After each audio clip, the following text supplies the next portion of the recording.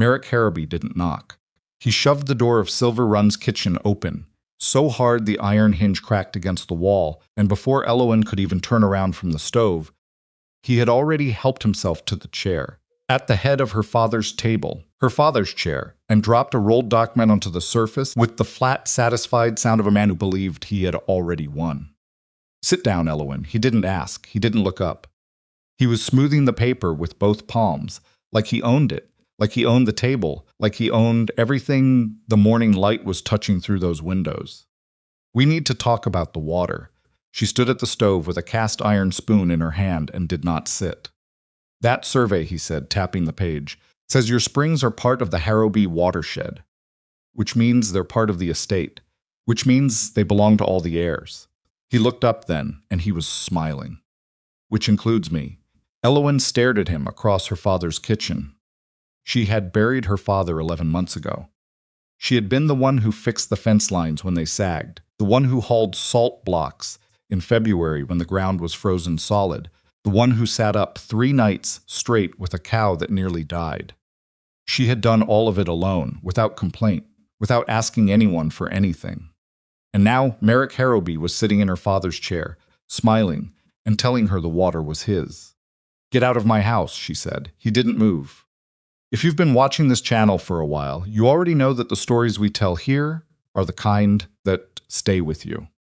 This one, the man who pitied her husband, is going to hit different.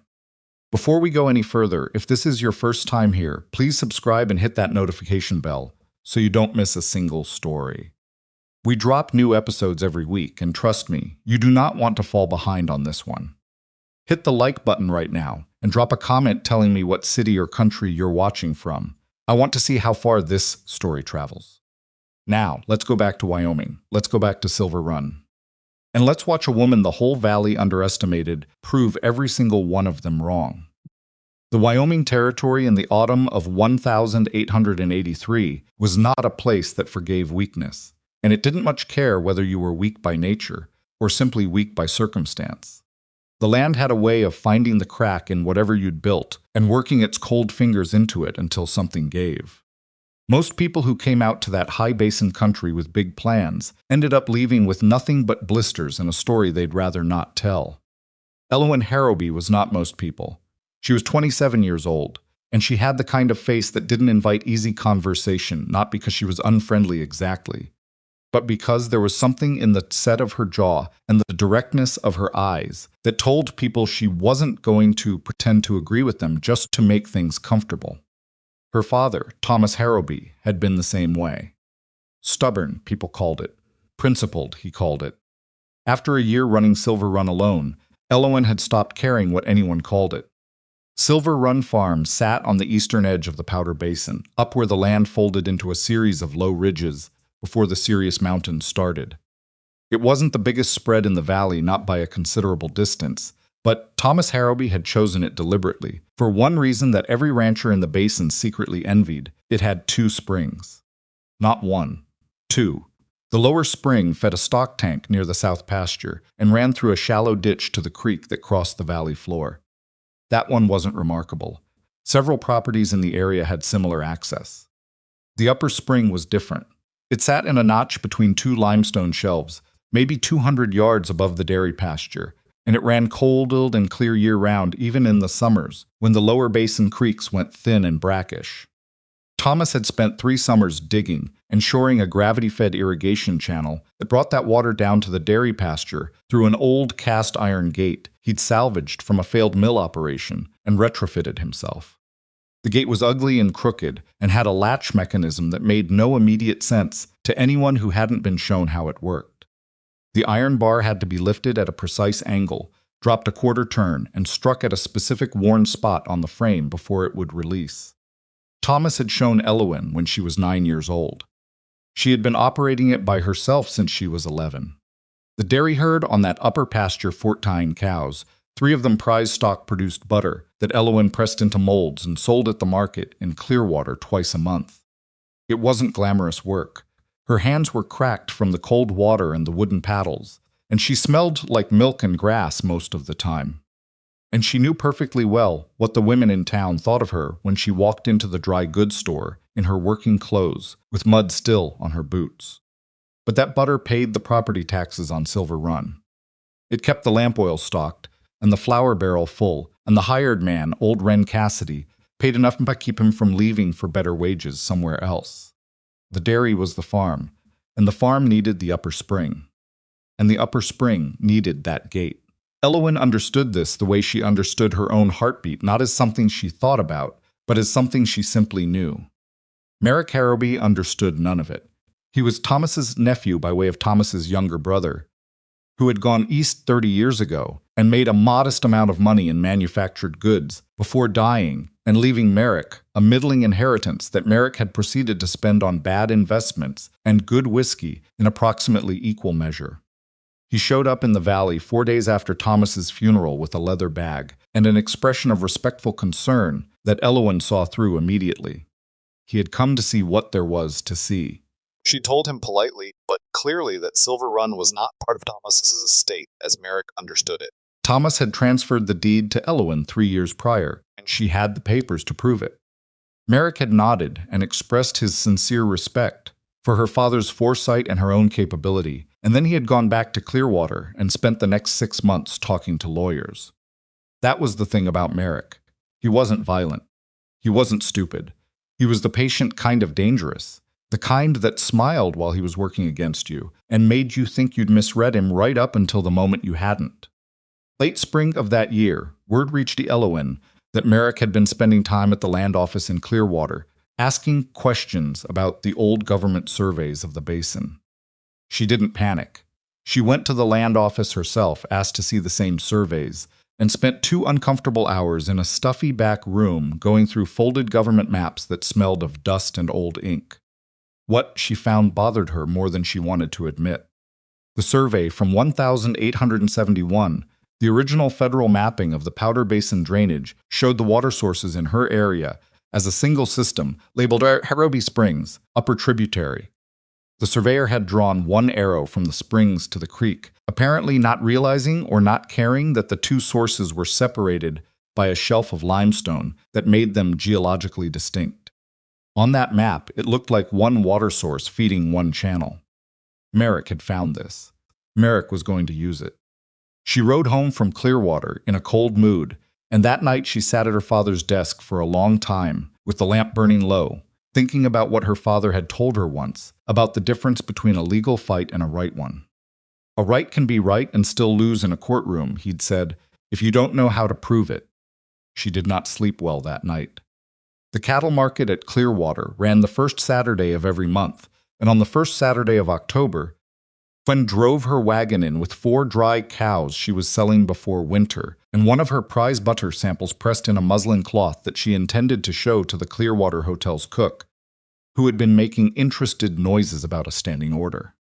She was moving through the market crowd when she heard the laughter. It came from a cluster of men near the livestock pens, ranchers and buyers, most of them the kind of men who stood with their boots apart and their thumbs in their belt loops and said whatever came into their heads, because no one had ever given them a reason to think before speaking.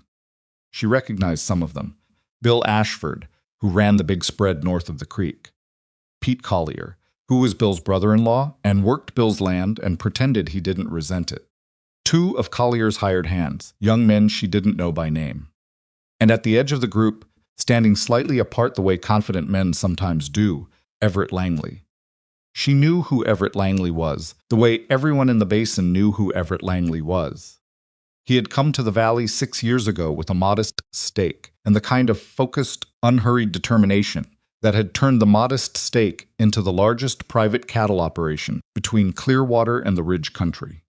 He was 36 years old, well built without being ostentatious about it, and he had a reputation for being fair in business and careful with his opinions, which made what she heard him say all the more unexpected.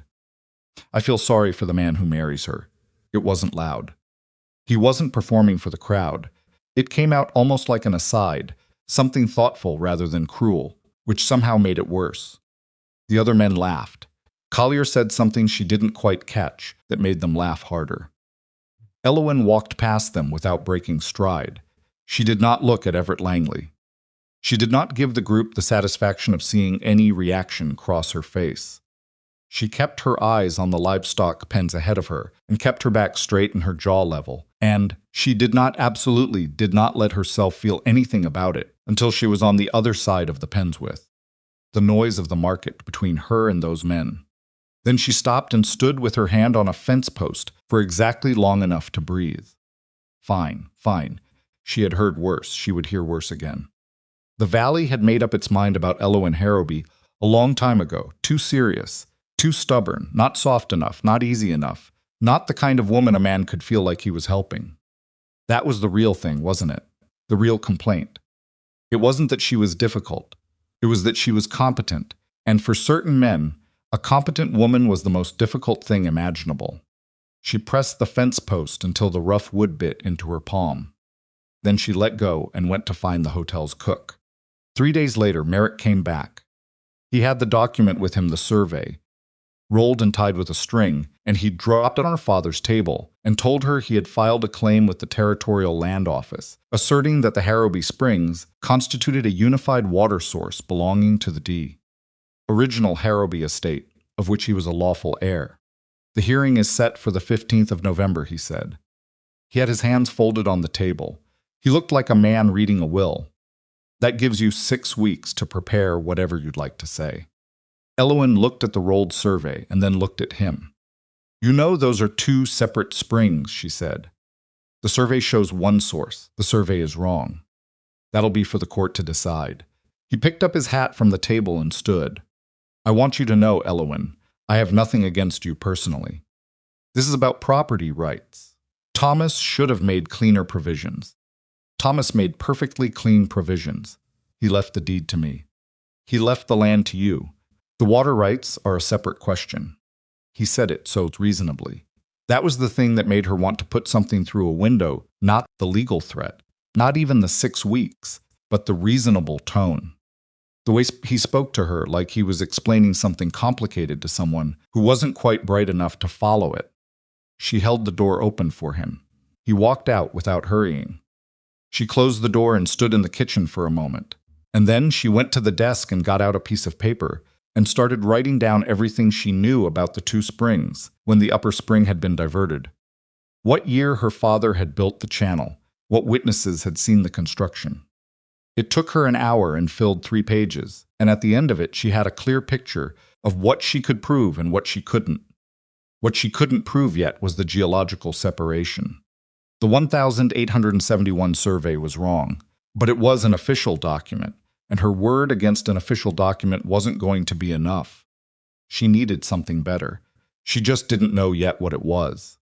Everett Langley rode out to Silver Run on a Wednesday morning, and he came alone.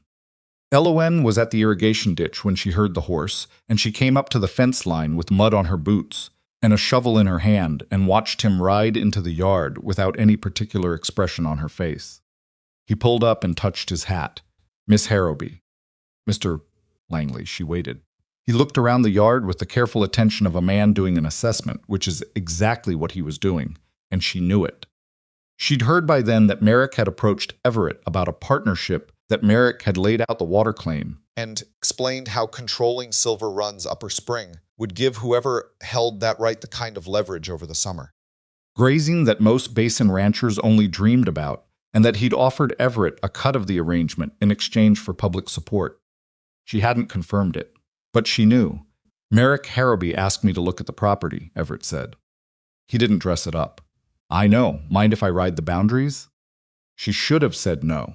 She knew she should have said no, and if someone had asked her afterward why she didn't, she couldn't have given a clean answer.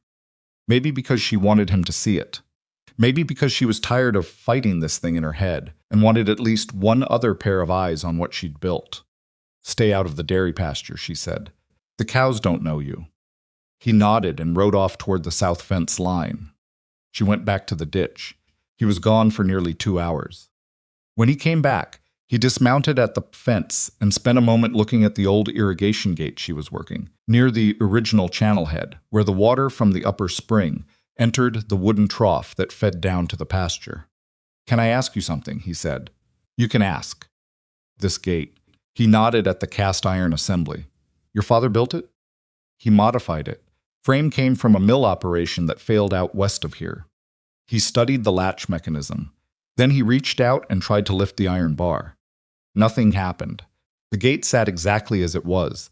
He tried again, putting real force behind it this time, and the bar shifted slightly but didn't release. He worked at it for a minute. She watched him, and then he stepped back and looked at it with a different kind of attention. How do you open it? He said. I lift it at the right angle, drop it a quarter turn, and strike the worn section of the frame. Show me. She considered him for a moment.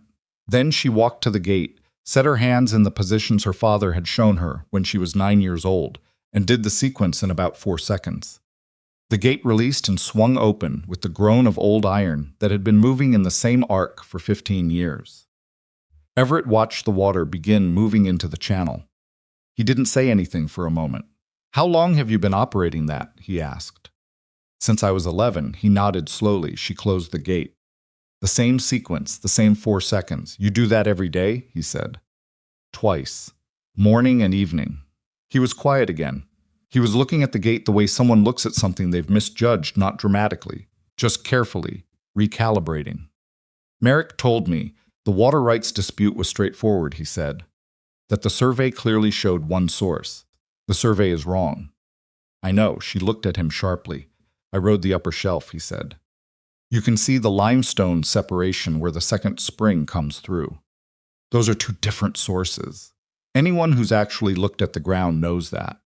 Then why is Merrick filing a claim that says otherwise? Because the survey doesn't show the ground.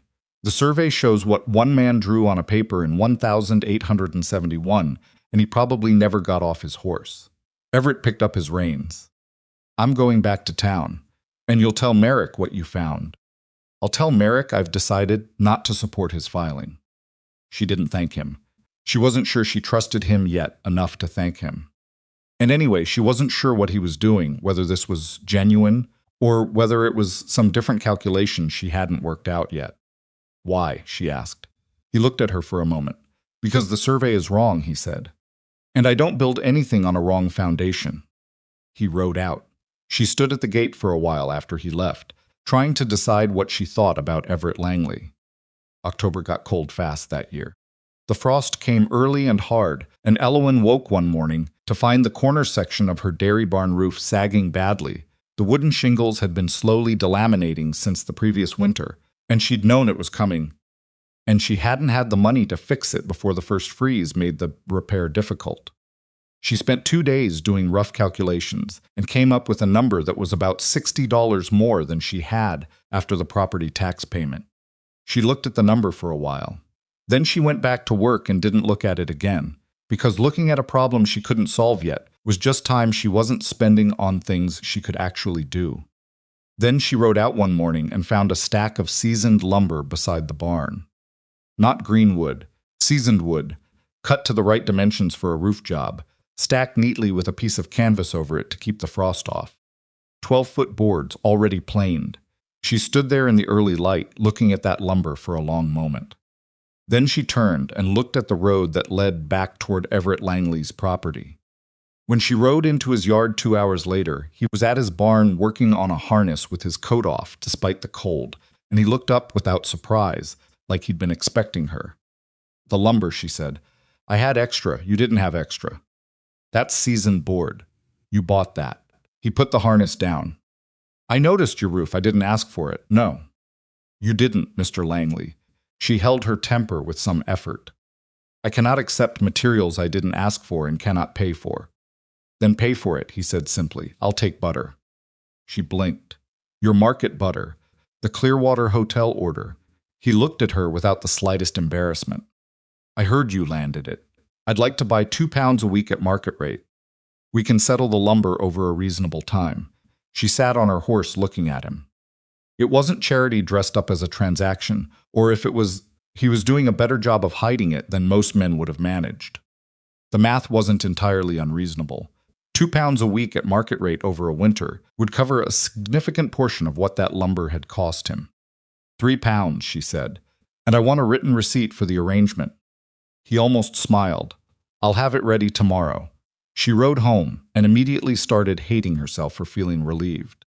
The first hard storm of November came in on a Sunday night, and it came in fast. Elowen had been watching the sky since afternoon the way the cloud line moved, the particular flat color of the light, and she'd moved the dry cows in before dark and made sure the channel gate was set right and the barn door was latched from the inside with the secondary bar. When the wind started hitting at about 9 o'clock, she was still up, sitting at the desk with her papers, and she could hear the force of it working against the north wall of the house. She went to bed at 11 and was asleep by midnight. At 2 in the morning, something woke her. She lay still for a moment, listening. The wind was still there, heavier now. Then she heard it, a different sound beneath the wind. A low, distressed bellow from the direction of the dairy barn. She was up and dressed and out the door in less than 3 minutes. The cow's name was Marble, and she was the best animal on the property. Thomas had traded 2 horses and a saddle for her 4 years ago and considered it the finest trade he'd ever made. She was deep in labor, which was wrong, because she wasn't due for another week, and she was in real trouble. The calf was badly positioned, and Marble was exhausted, and Wren Cassidy, who knew more about cattle medicine than Elowen did, was 10 miles away in Clearwater, where he'd gone to see his sister. Elowen worked at it for an hour by herself. She knew what she was doing. She'd assisted at difficult births before, but this was worse than anything she'd handled alone, and the wind was shrieking through the gaps in the barn siding, and Marble was getting weaker. She needed help. She stood in the barn door for a moment, with the wind hammering at her face, and thought about the fact that the nearest help was Everett Langley, and thought about what it would mean to ride to him in the middle of the night for something like this. And then she went and saddled the horse. He answered the door in 40 seconds, which meant he'd been awake, and he took one look at her face and went straight for his coat. He didn't say a word on the ride back. He didn't ask what she needed or tell her how he'd handle it. He just rode. In the barn, he looked at Marble and looked at Elowen and said, "What do you need me to do?" Just that. Not "I'll take it from here," or "Let me have a look." "What do you need me to do?" "Hold her head," she said. "Talk to her. Keep her still." He dropped down next to Marble's head without hesitation, and for the next 2 hours he was exactly where she told him to be, doing exactly what she asked, not once trying to take over, or second-guess her, or explain what he would do differently. When she needed the rope positioned differently, she told him. When she needed him to brace, she told him. When she needed him to just be quiet and let her work, she didn't have to tell him. He seemed to know. The calf came at 4 in the morning. It was a heifer, small but sound, and Marble collapsed onto her side and breathed in great shuddering heaves, and then reached out her nose toward the calf with the exhausted relief of every mother that ever lived. Elowen sat back on her heels and let out a breath that felt like it had been held for 2 hours. "She'll be all right?" Everett said. "She'll be all right." He nodded. He was still sitting in the straw next to Marble's head, and he looked tired and cold, and there was mess on his coat, and he didn't look bothered by any of it. They sat in the barn for a while without talking. The wind had dropped somewhat. Outside, the first gray edge of dawn was starting to show at the barn door. "You've done that before," he said finally. "Difficult delivery alone." "Once. Smaller problem than this." Tonight wasn't small. No, he was quiet for a moment. "Then why didn't you send for Wren?" "He's in Clearwater. You should have someone closer." He said it without criticism. Just observation. "I'll note the suggestion," she said dryly.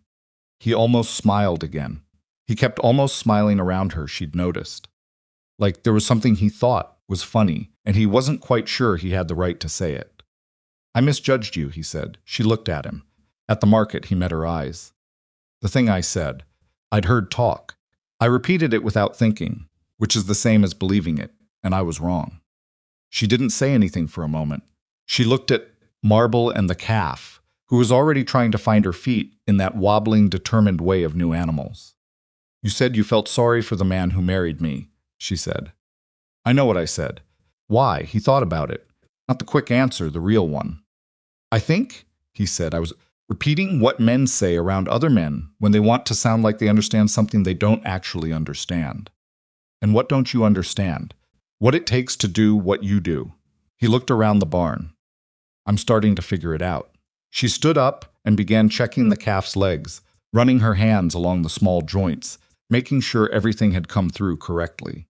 "You should go home," she said, "before it gets light and someone sees your horse in my yard." He stood. He picked up his coat from where he'd laid it across a stall rail. "The hearing's in 3 weeks," he said. "I know." Merrick came to me again. He raised the offer. She kept her hands on the calf's near foreleg and waited. "I told him no again," Everett said. "Thought you should know." She nodded. He walked to the barn door and stopped. He turned back once. "The man who marries Elowen Harrowby," he said, "is going to be the luckiest fool in the territory." She didn't look up from the calf. "Good morning, Mr. Langley," she said. She heard him ride out. The calf took her first steps, clumsy and certain, and Marble turned her massive head to watch, and the barn filled with the first pale light of morning. Elowen stayed until she was sure they were both stable. Then she went inside to wash up and make coffee and go over her papers one more time before the week's work began. She had 3 weeks until the hearing. 3 weeks to find something better than her word. 3 weeks was not enough time, and Elowen knew it by the end of the first one. She had the deed.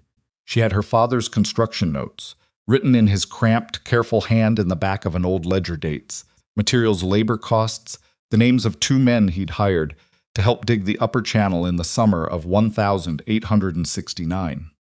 She had her own memory, which was detailed and accurate, and she had 14 years of working that gate twice a day to prove she understood the water better than anyone else in the basin. What she didn't have was a geologist, a licensed surveyor, or $60 to hire either one. She sat at her father's desk on the 8th night after Merrick filed his claim and looked at what she had spread across the table and tried to be honest with herself about whether it was enough. The fire had burned down to coals. The wind was working at the north wall again, that persistent November pressure that felt personal after a while, like the weather had an opinion about her situation. It wasn't enough. Not against Merrick's 1871 survey and the lawyer he'd brought in from Cheyenne. She got up and poked the fire back to life and stood there for a moment, looking at the small flames catching on the new wood. Then she went to bed, because she had cows to milk at 5 in the morning, and self-pity was a luxury she had never been able to afford. The next day she drove into Clearwater and went to the land office. The man behind the counter was named Aldous Webb, and he had worked in that office for 19 years and had the expression of someone who had spent 19 years listening to people argue about lines drawn on paper. He looked at Elowen over his reading spectacles when she came in and said, "Miss Harrowby, you're here about the Harrowby Springs filing." "I am. I want to look at every survey document you have for the Upper Powder Basin from 1865 to 1875. That's a considerable amount of material. I have time." He looked at her for a moment, then went to the back. He came out with a wooden box that was heavier than it looked and set it on the counter with a thud that raised a small cloud of dust. "You can use the reading table," he said. "Don't fold anything." She spent 4 hours at that table. She found what she was looking for in the third folder, buried between a right-of-way survey for a road that had never been built and a mineral claim that had been abandoned in 1872. It was a field note, not a finished survey, just the raw written observations of the surveyor who had done the 1871 mapping. His name was J.P. Cutter, and his handwriting was worse than her father's, which was impressive. She read it twice to make sure she understood it. Then she sat very still for a moment. J.P. Cutter had noted in his field observations that the upper spring on the Harrowby parcel showed signs of emerging from a separate limestone formation than the lower source. He had written it as a practical observation, the kind of thing a man noted for his own reference. Upper source appears distinct limestone shelf, creates natural separation. May warrant separate notation in final map. And then, apparently, he had forgotten about it or run out of time or simply not bothered, because the final map showed one unified source. The evidence was right here, had been right here for 12 years, in a box that no one had opened since it was filed. She asked Webb for a copy. "I can let you read it," he said. "I can't make copies of filed documents for parties in active disputes. You'd need a court order. Can I bring my lawyer here to read it? Any represented party can access public records." She didn't have a lawyer. She couldn't afford one. But she wrote down exactly what the document said, word for word, in her own notebook, and she wrote down the folder number and the filing date and J. P. Cutter's full name, and then she thanked Webb and drove home. That night she wrote a letter to the court requesting that J. P. Cutter's original field notes be entered into the hearing record as a public document under the territorial evidence rules. She wasn't certain the request would be granted. She wasn't certain about the procedure. She wrote it anyway, in the clearest language she could manage, and she sealed it and addressed it to the territorial magistrate, whose name was on Merrick's hearing notice. She would find out. Everett came to Silver Run again on a Thursday, and this time he didn't come alone. He brought a man named Gus Fraley, who was his foreman and had been working cattle in the Powder Basin since before Elowen was born. Gus was about 60, built like a fence post, and had the kind of permanent squint that came from 40 years of looking at distances. He dismounted in the yard and looked around Silver Run with the assessing attention of someone who actually knew what he was looking at. And Elowen found that she liked him immediately in the uncomplicated way. She liked people who didn't waste time pretending. Gus knows the basin better than anyone alive, Everett said. He was out here in the early 70s. He might have seen something useful. She looked at Everett for a moment, working out what he was offering, and whether she wanted it. Come look at the upper spring, she said. The three of them rode up to the limestone shelf, and Gus got off his horse and walked around the spring in silence and for several minutes, crouching down to look at the rock formation, pressing his palm against the stone, following the waterline with his eyes to where it vanished into the natural seam. Then he straightened up and looked at Elowen. Your daddy dug that channel in what year, he said. 1869. Summer of. I was working the Ashford spread that year. We took water from the lower source that same summer, lower spring, not this one. He pointed at the limestone shelf. I remember this because old Thomas came down and told Bill Ashford's daddy that the lower spring was fair game for everyone, but this one up here was his, and he'd already started diverting it. There was an argument about it, nothing serious, but I remember it. Elowen stared at him. You witnessed my father claim this spring in 1869, she said. I witnessed the conversation where he told Henry Ashford he'd already begun diverting it, and Henry could take his complaint somewhere useful. Gus looked at her steadily. I can say that in a courtroom. She looked at Everett. His expression was carefully neutral, but there was something in it, not satisfaction exactly, more like the quiet look of a man who had brought what he said he would bring and was waiting to see what she thought of it. You didn't have to do this, she said. No, Everett agreed. Why did you? He took a moment. He was looking at the limestone shelf, at the water coming through the seam in the rock, clean and cold and utterly indifferent to the legal dispute happening around it. Because the survey is wrong, he said, and Gus was there. And wrong things bother me. She didn't say thank you. She wasn't sure yet what shape the gratitude should take, whether it should be formal or simple, or whether it should wait until she understood better what he expected in return. She'd learned a long time ago that generosity from men usually had a shape to it, a direction, and she wasn't sure yet which direction Everett's pointed. I'd like to talk to him privately, she said, if that's all right. Everett nodded and walked his horse back down the slope without a word. Gus watched him go and then looked back at Elowen with the direct, comfortable gaze of a man who had nothing to prove. He's all right, he said, as if she'd asked. Not always been right about things. But he's the kind of man who notices when he's wrong. That's a low bar, she said. You'd be surprised, Gus said, how few men clear it. She started working on the roof that Saturday. Ren Cassidy was back from Clearwater, and he got up there with her, and between the two of them, they pulled the failed shingles and replaced them with the seasoned board from Everett's stack over the course of a long, cold weekend. Ren was 58 years old and had a bad knee that he never mentioned and that she pretended not to notice. And they worked well together the way people work who have been doing something side by side long enough that they don't need to talk about it.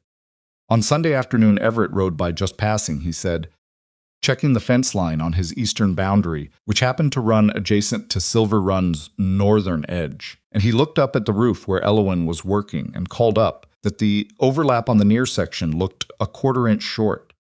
It's fine, she said, without looking down. It'll leak at the joint.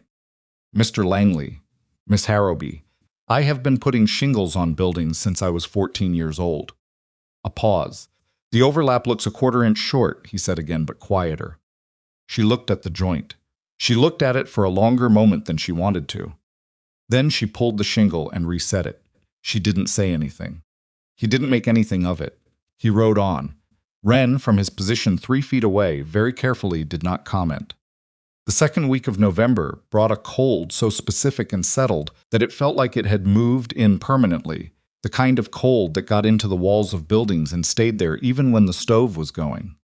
Elowen spent those days in the patterns that kept Silver Run alive, milking before dawn, butter making, feeding, fence checks, account work in the evenings.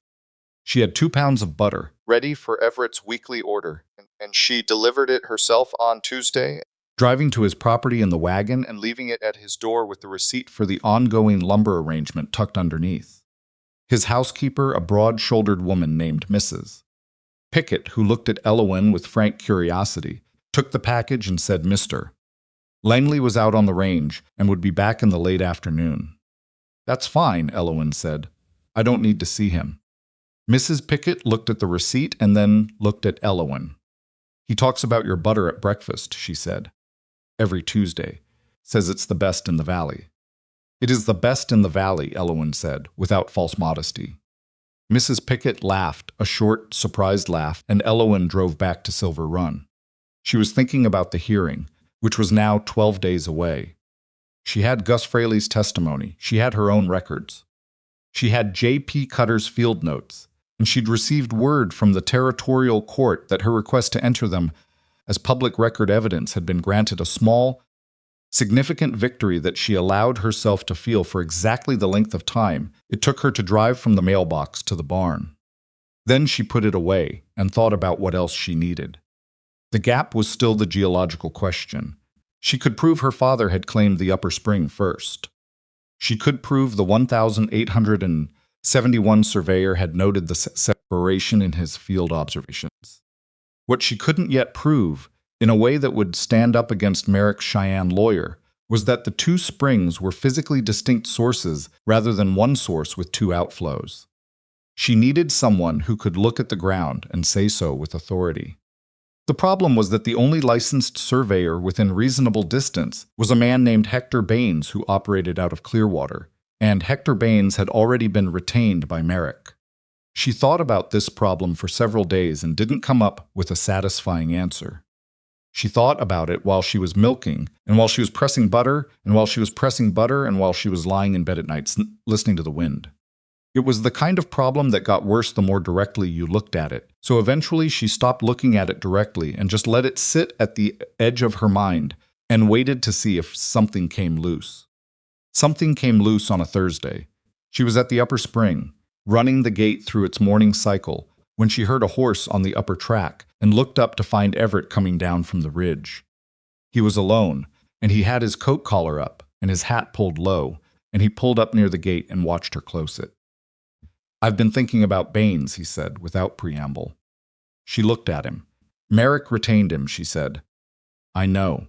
But Baines isn't the only one who knows how to read a rock formation." He swung down from his horse. "There's a man named Caldwell who's been doing mineral survey work out of Buffalo. He's not licensed for land boundary surveys, but he knows geology. He could look at your limestone shelf and say whether the 2 springs show distinct origin signatures. Would his testimony be admissible? As an expert opinion on geological fact, yes. It's different from a boundary survey." He paused. "He owes me a favor from a grazing dispute 2 summers ago. I think he'd come out here for travel expenses and a reasonable fee." She studied him. "What does this cost me?" she said. "Nothing yet. Let me write to him and see if he's available." "I mean, what does it cost me in terms of what you expect from this?" He looked at her a direct, steady look. Not offended, but not pretending he didn't understand the question. "I expect nothing," he said. "Elowen, I'm not Merrick. I don't do things because I want something in return. I do them because they're the right thing to do." She held his gaze for a moment. "Most men say that," she said. "I know, and then it turns out not to be true." "I know that too." He picked up his reins. "Write to Caldwell yourself if you'd rather approach him directly." I'll give you his information. That way you're not obligated to me for the introduction." She thought about it for a moment. "Give me Caldwell's information," she said. "I'll write to him myself." He nodded and told her the address from memory. She wrote it in her notebook. He rode back up the ridge without making anything of it. She stood at the gate for a moment after he was gone. Then she went inside and wrote the letter. Caldwell wrote back in 4 days, which was fast enough to suggest he'd taken the inquiry seriously. He was available. His fee was $30 plus travel from Buffalo, which was 2 days by horse or 1 by stage. He could be in the Powder Basin by the 10th of November, which gave them 5 days before the hearing. $30. She looked at the number. She had 22 in the cash box and another 8 that she'd been holding back for the December property tax installment. Cleaning out that reserve entirely leave her nothing for emergencies between now and February, when the next butter payment from the hotel would come in. She sat with it for a full day. Then she went to her butter stores, counted what she had pressed and ready, and drove into Clearwater the next morning and negotiated in advance against the next 2 months of the hotel order. The cook, a methodical man named Ferris, who ran the hotel kitchen with the focused precision of someone who'd learned that imprecision cost money, looked at her proposal and chewed it over in silence. "You're good for it," he said finally. "I've never missed a delivery." No. He looked at the butter samples she'd brought. $30 advance against future delivery. We'll settle the rate in the spring. Agreed.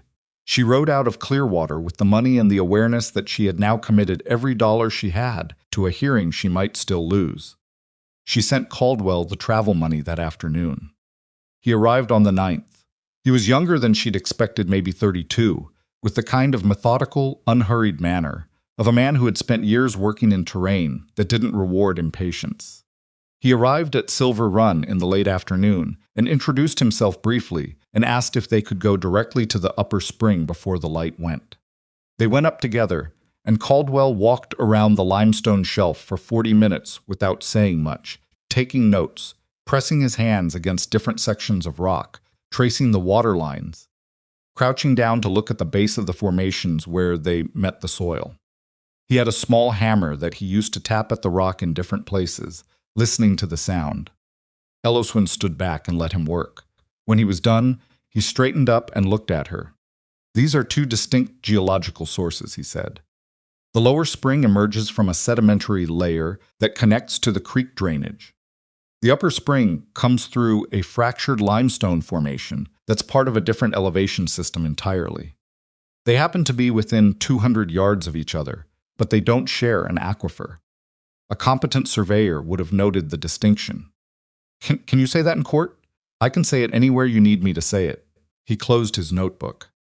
The 1,871 surveyor either didn't look closely or didn't care. "Either way, his map is wrong." She nodded. "Thank you," she said, and meant it without qualification, which was uncommon for her. He nodded back.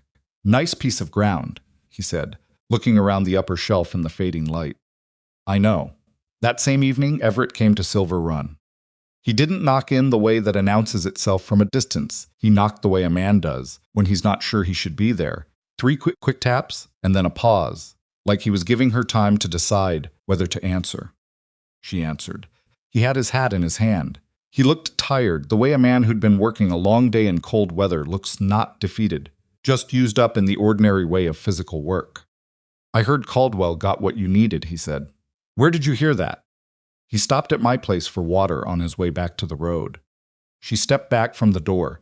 He took it as the invitation it was and came inside. She poured coffee without asking and set it on the table and sat down across from him. He wrapped his hands around the cup and didn't say anything for a moment. "Merrick sent someone to talk to Gus today," he said. She went still. "What kind of talk?" "The kind that comes with money attached to it." Everett looked at the cup. He offered Gus $200 to say his memory was unclear, that he wasn't certain about the year or the conversation. What did Gus say? Everett's mouth moved slightly. It wasn't quite a smile. Gus told him he could take the $200 and put it somewhere anatomically creative. She looked at him. He used different words, Everett said. But that was the meaning. She let out a breath. She hadn't realized she'd been holding one. Merrick's worried, she said. Merrick's had his lawyer in Clearwater for 3 days doing research. He's found out about Cutter's field notes. He knows his survey evidence isn't clean anymore. Everett set down the cup. He's going to try to argue that prior use doesn't establish independent water rights under territorial law. That even if your father diverted the upper spring first, the geological unity of the source means it all belongs to the watershed. That's not what the law says. No, but it's what his lawyer is going to argue. She looked at the table. She spread her hands flat on the surface, a habit from when she needed to think without letting anything in her face show, and considered what he was telling her. I need to know the territorial water statute, she said. The exact language. Section 14 of the 1876 Water Rights Code says prior appropriation establishes senior right for beneficial use, provided the source is demonstrated to be distinct from downstream uses. Everett said it without hesitation. I looked it up. She looked at him. When? She said. 2 weeks ago. She sat with that for a moment. The fire popped. Outside, the wind had come back, but softer this time, less argumentative. You've been preparing for this hearing, she said slowly, even though it's not your hearing. Yes. Why? He looked at her directly. There was something in his face that was more honest than comfortable, the look of a man who was going to say something real and wasn't certain how it would land. Because I said something careless at that market, and I can't unsay it, he said. And because what's happening to you is wrong. And because he stopped. And because, she said, he shook his head once. And because some things are worth doing right. And that's enough reason. She looked at him for a moment longer than was strictly necessary. Then she pulled the territorial statute book from the shelf behind her. She had borrowed it from the courthouse clerk 2 weeks ago and hadn't returned it yet, and put it on the table between them. Section 14, she said. Show me. He found it in about 20 seconds, which meant he'd read it more than once. She read it herself, twice. Then she sat back and looked at the ceiling. Distinct source, she said. Caldwell establishes geological distinction. Cutter's field notes establish that even the original surveyor suspected it. Gus's testimony establishes prior appropriation. She was talking through it aloud, not really at him, just organizing it where she could hear it. Merrick's lawyer argues geological unity. We counter with Caldwell. Merrick argues incomplete prior claim. We counter with Gus and the ledger. And the gate, Everett said. She looked at him. Let him try to operate it in court, Everett said. Or call his bluff and challenge anyone present to open it. Practical, daily, continuous use. It's not just legal evidence, it's visible proof that you are the person who works this water. Not Merrick, not his lawyer, you. She stared at the table. It was a good argument. It was, actually, a very good argument, not in the formal legal sense exactly, but in the sense of the way real persuasion works, which is not about statutes, but about what people can see with their own eyes. A courtroom full of basin ranchers would understand a gate that only one person could open. They would understand it in their bones. You've thought about this a lot, she said. I have. You're not in this case. No. You have nothing to gain from how it comes out. He looked at her. His expression was careful and steady and slightly exasperated. The way someone looks when they've explained something 3 times and they're working up to a 4th. Elowen, he said. It was the first time he'd used her first name. She noticed it. She was fairly certain he noticed that she noticed it. I have plenty to gain from how it comes out, he said quietly. Just not the kind of gain you keep expecting me to be interested in. The fire had burned down again. The coffee cups were empty. Outside, whatever was left of the wind had settled into the particular stillness that comes before midnight in November, when the cold has done its work and there's nothing left to push against.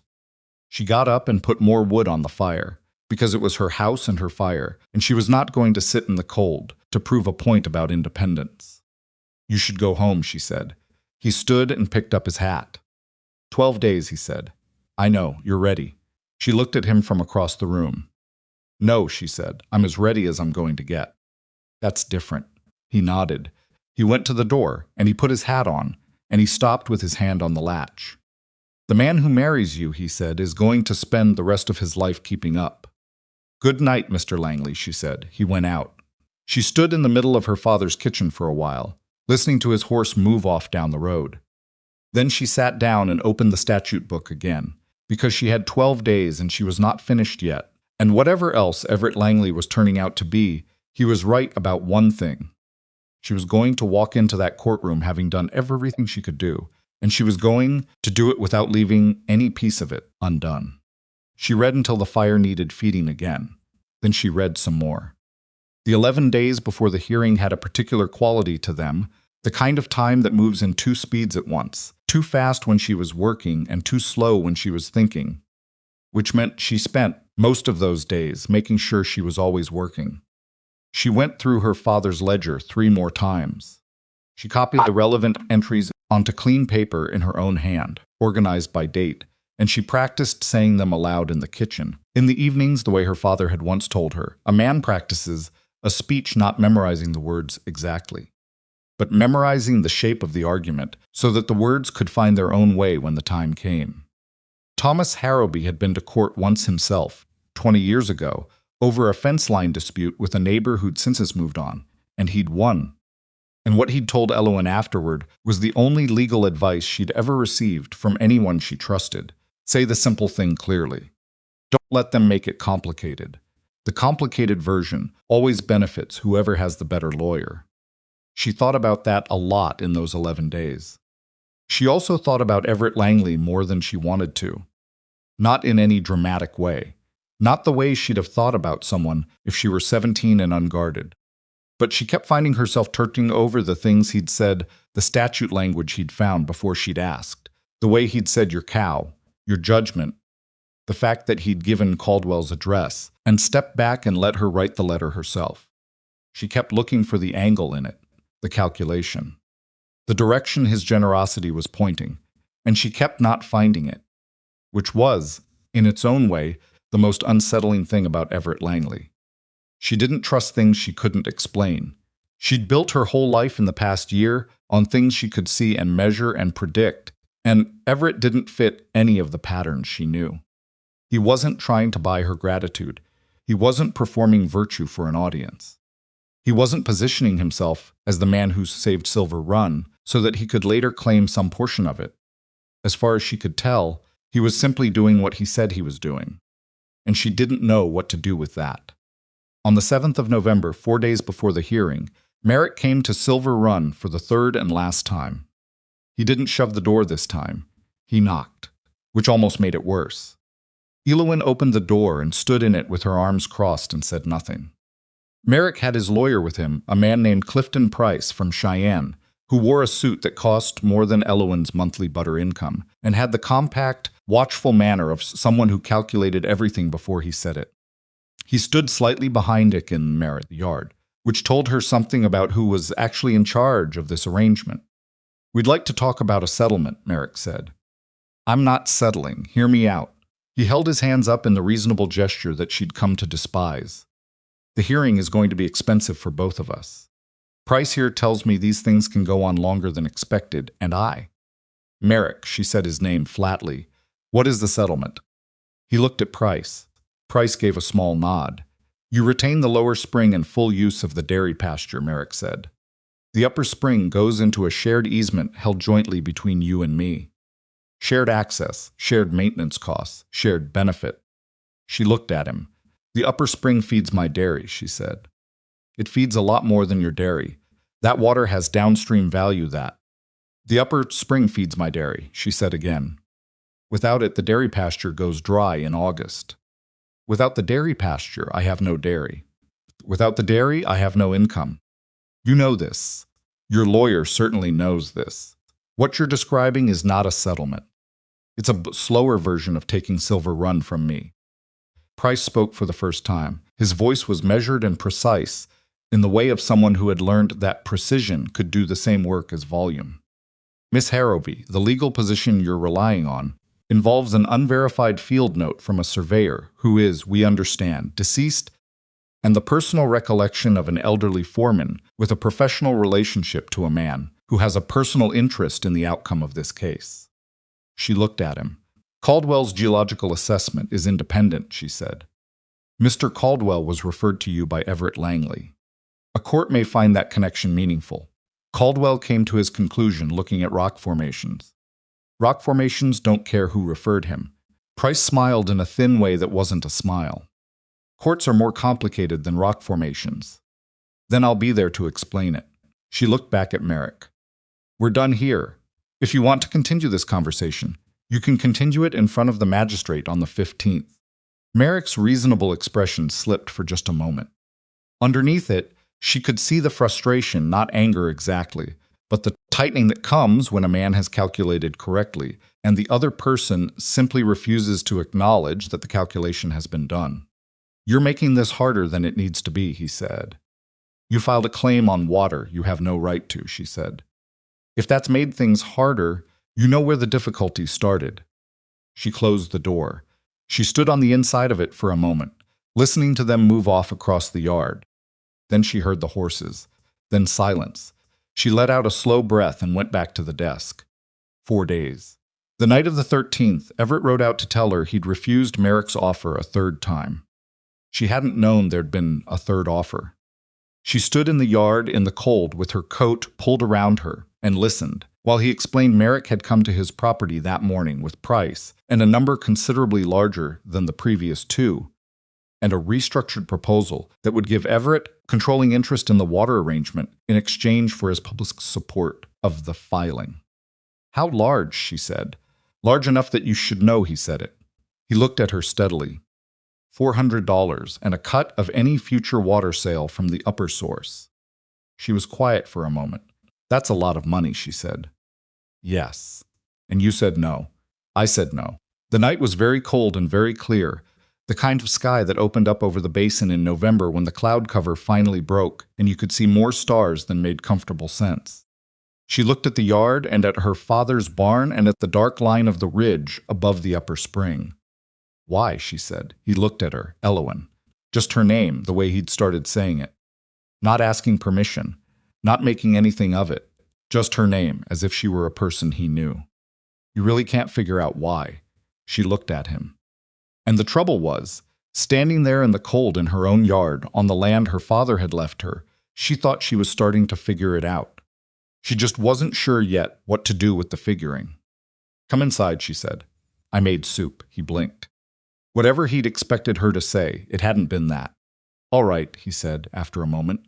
She had in fact made soup, a thick beef, and root vegetable soup from the last of the autumn turnips, and a shank bone from one of the dry cows she'd butchered in October.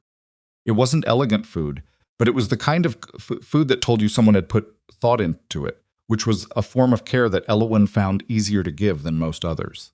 They sat at the table and ate, and she told him about Merrick's visit with Price and the settlement offer, and he listened without interrupting, which was a quality she'd noticed in him early and continued to appreciate. He's worried, Everett said when she finished. His lawyer got to him. She pushed the soup around in the bowl. Price figured out what we had and recalculated. Good. It doesn't mean we win. No. But it means we're doing something right.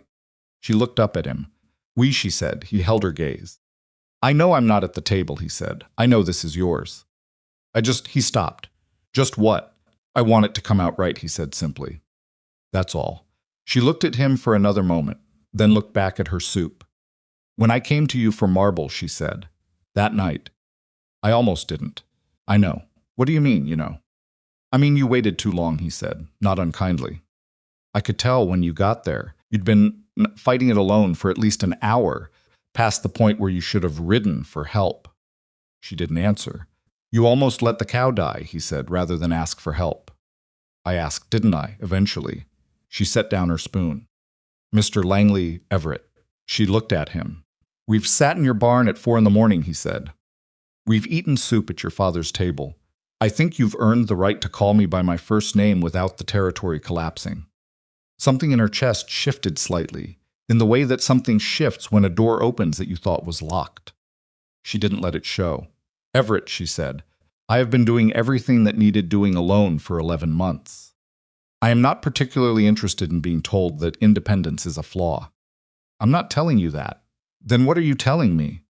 He looked at her with the careful, honest attention she'd come to recognize as just the way he looked at things. I'm telling you that there's a difference between independence and isolation. And I think you know it. And I think your father probably knew it too. The fire crackled. The soup cooled. Outside, the clear sky was doing what November clear skies do in Wyoming, which is work at the cold until it gets serious. She thought about her father. She thought about the evenings he'd sat at this same table with men from the valley talking about water and weather and cattle prices, and how he'd always said that a man who wouldn't let anyone help him was just a man who didn't trust anyone, which was a different kind of weakness than it looked like. He would have liked you, she said quietly. She hadn't meant to say it. It came out before she'd examined it. Everett didn't make much of it. He didn't smile in the way that would have made her want to take it back. He just nodded once. I'd have liked to know him, he said. They sat for a while longer, and then she told him her complete legal strategy, all of it. Caldwell and Gus and the field notes, and the statute language, and the argument about the gate, because she had been alone with it long enough and someone to say it out loud to someone who would tell her if there was a hole in it. He found one. The magistrate is going to ask about the maintenance record, he said. Physical upkeep of the channel and the gate. You have your ledger entries, but are there any records of the repair work you've done in the past year? Receipts, materials, that kind of thing? She stopped. She had done the work. She remembered every piece of it. The brace she'd replaced on the channel trough in April, the iron pin she'd had Wren fashion for the secondary latch in July, the regrading she'd done on the channel bed in August when a section of it had subsided. She had not written any of it down. She'd had no reason to think she'd need to prove it. Wren will remember, she said. Will he remember the specific dates? She was quiet. Get him to write it down, Everett said. Tonight, if you can. Everything he witnessed, as specific as he can be, and have him sign it. She was already pushing back from the table. He'll be in the bunkhouse. Everett picked up his coat. I'll wait. You don't need to. I'll wait, he said. You might need someone to hold the lamp. She stopped at the door and looked at him, sitting at her father's table in the firelight with his coffee cup and his patient, steady expression. She was starting to understand that Everett Langley was not going to be reasoned away. He was not going to take an opening and turn it into something she'd regret. He was not going to stand behind the offer of help and wait for the bill to come due. She didn't know what to do with a man like that. She truly didn't. But she was starting to think she might need to figure it out. Fine, she said. Hold the lamp. She went to the bunkhouse and got Wren, who came in his work clothes with his hair pressed flat on one side from the pillow and the disgruntled look of a man pulled from sleep. He sat at the table and accepted the coffee Everett poured for him with the uncomplicated gratitude of someone who didn't particularly care who was pouring it. And then he spent the next 40 minutes going through every repair and maintenance task he could remember on the upper channel and the gate. And Elowen wrote it all down, and Everett held the lamp, and Wren signed the bottom of the page with the careful lettering of a man who had learned to write as an adult, and was proud of it. When he was done, Wren looked at Everett. You're Langley, he said. That's right. Wren considered him for a moment with the slow, bovine deliberateness of a man who had formed a preliminary opinion and was deciding whether to share it. Then he looked at Elowen. All right, Wren said, which meant about 6 different things simultaneously, and none of them were about the document. He went back to the bunkhouse. Elowen read through what she'd written. It was good specific dates, specific materials, specific observations.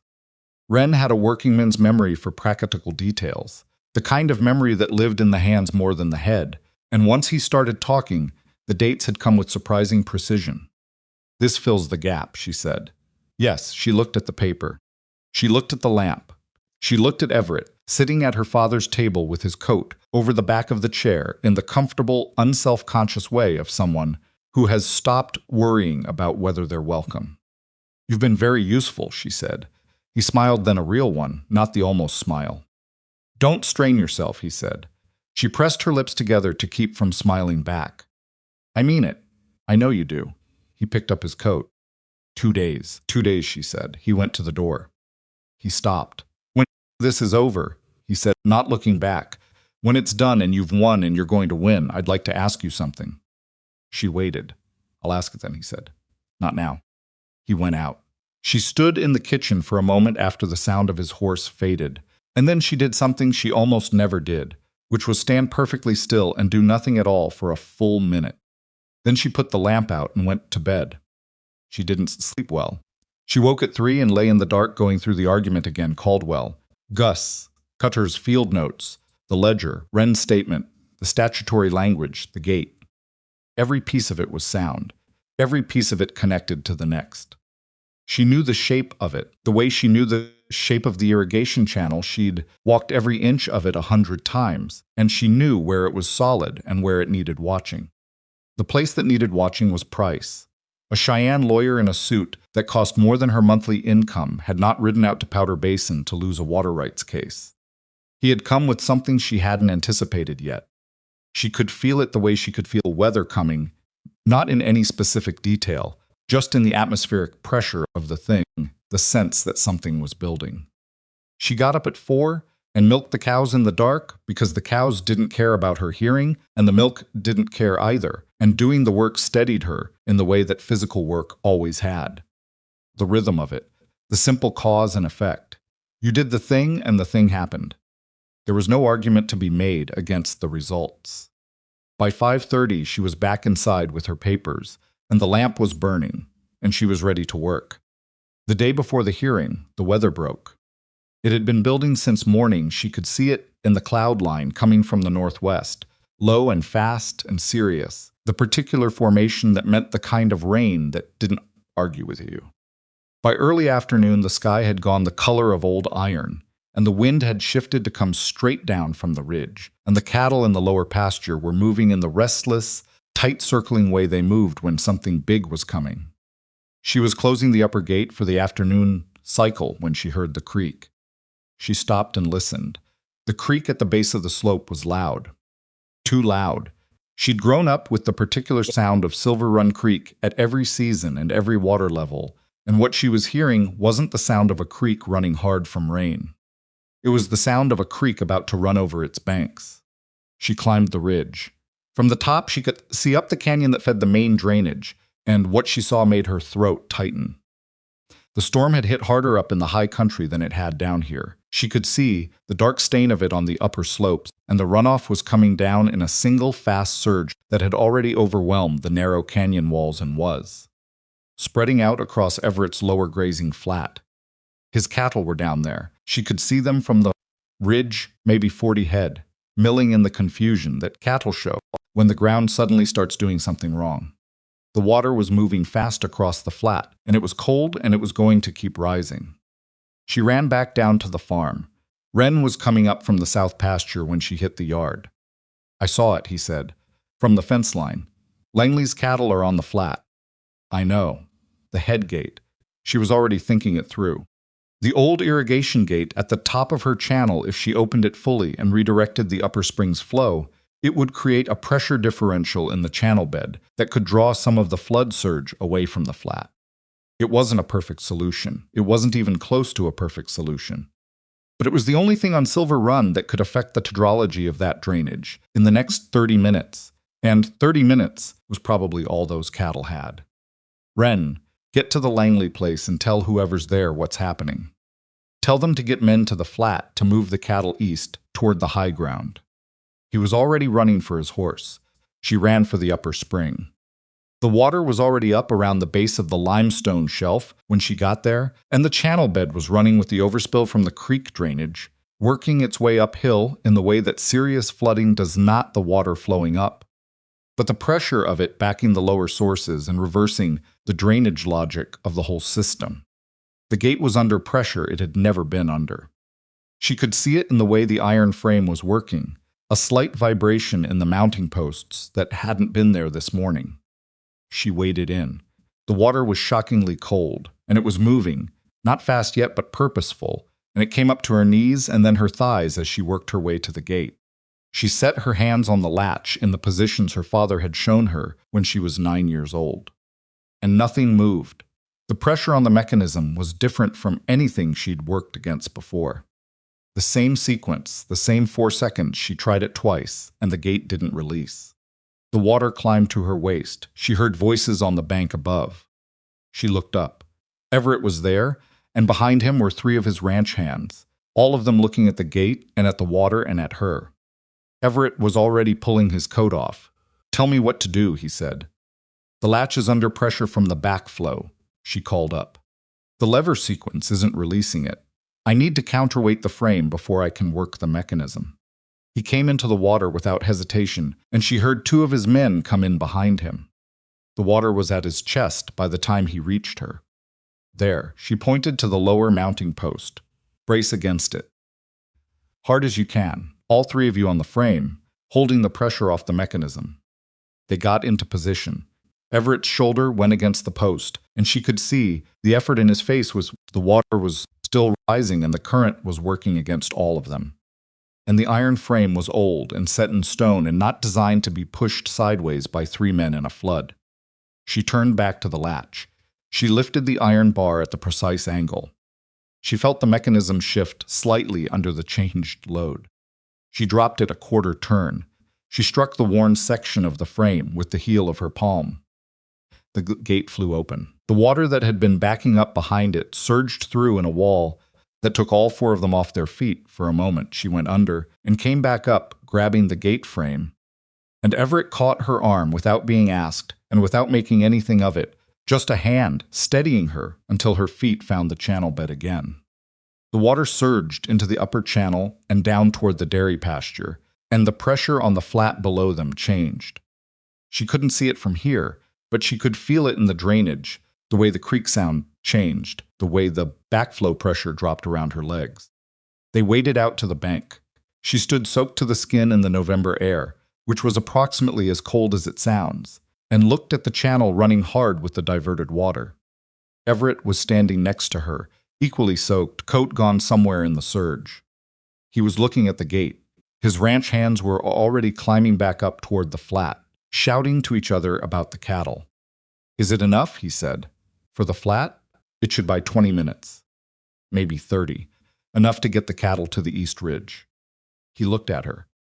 His hair was flat against his face, and there was creek mud on his jaw, and he was breathing hard from fighting the current, and he looked nothing like the composed, measured man who had come to her farm a month ago to assess Merrick's water claim. "That gate," he said. "I know. I watched 3 grown men with their full strength." "I know. And you just Everett." She looked at him. "I know." He closed his mouth. He nodded once. They climbed up to the ridge and looked down at the flat. The cattle were moving. Wren and Everett's hands had gotten in among them and were pushing them east in the fast, no-nonsense way of experienced cattlemen, and the water on the flat was spreading but slowly now, the urgency draining out of it as the pressure found the new channel. It was going to be all right. Not perfect. There would be mud damage and probably some lost forage, and it would take a week to fully drain. But the cattle were moving, and the gate was open, and the worst of it had changed direction. She stood on the ridge, with the wind coming hard, and her clothes soaked through to the skin, and looked at Everett Langley standing beside her. He was watching the cattle, and his face was doing something she hadn't seen it do before, not relief exactly, but something looser than his usual contained expression. Something like the face of a man who has just seen something that genuinely surprised him. Below them, 4 or 5 of the neighboring ranchers who'd been on the flat edge, watching the flood, had gathered at the base of the ridge. She could see them looking up. She could see the moment when they followed Everett's gaze to the gate and then looked back at her. These were men who had known her father and watched her take over his land and spent the past year expecting her to fail. Some of them were ranchers who'd made offhand comments at the market. Some of them had been in earshot of Everett's remark at the October cattle sale. They were all looking at the gate now, at the open iron gate that a flood, 3 ranch hands, and Everett Langley himself had been unable to move. That Elowen Harrowby had opened in 30 seconds, waist deep in a November flood, the same way she'd been opening it twice a day for 16 years. She didn't say anything. She didn't need to. Everett turned to look at her, and his expression had settled back into the steadier version of itself. But there was something underneath it now that hadn't been there before, something that looked, if she had to name it, like pure, uncomplicated respect. "Tomorrow," he said. "Tomorrow," she said. She started down the ridge toward Silver Run. She had wet clothes to change, and a gate log to update, and a dairy pasture, potentially taking more water than was ideal, and she had a hearing in the morning that she had spent 6 weeks preparing for. She had work to do.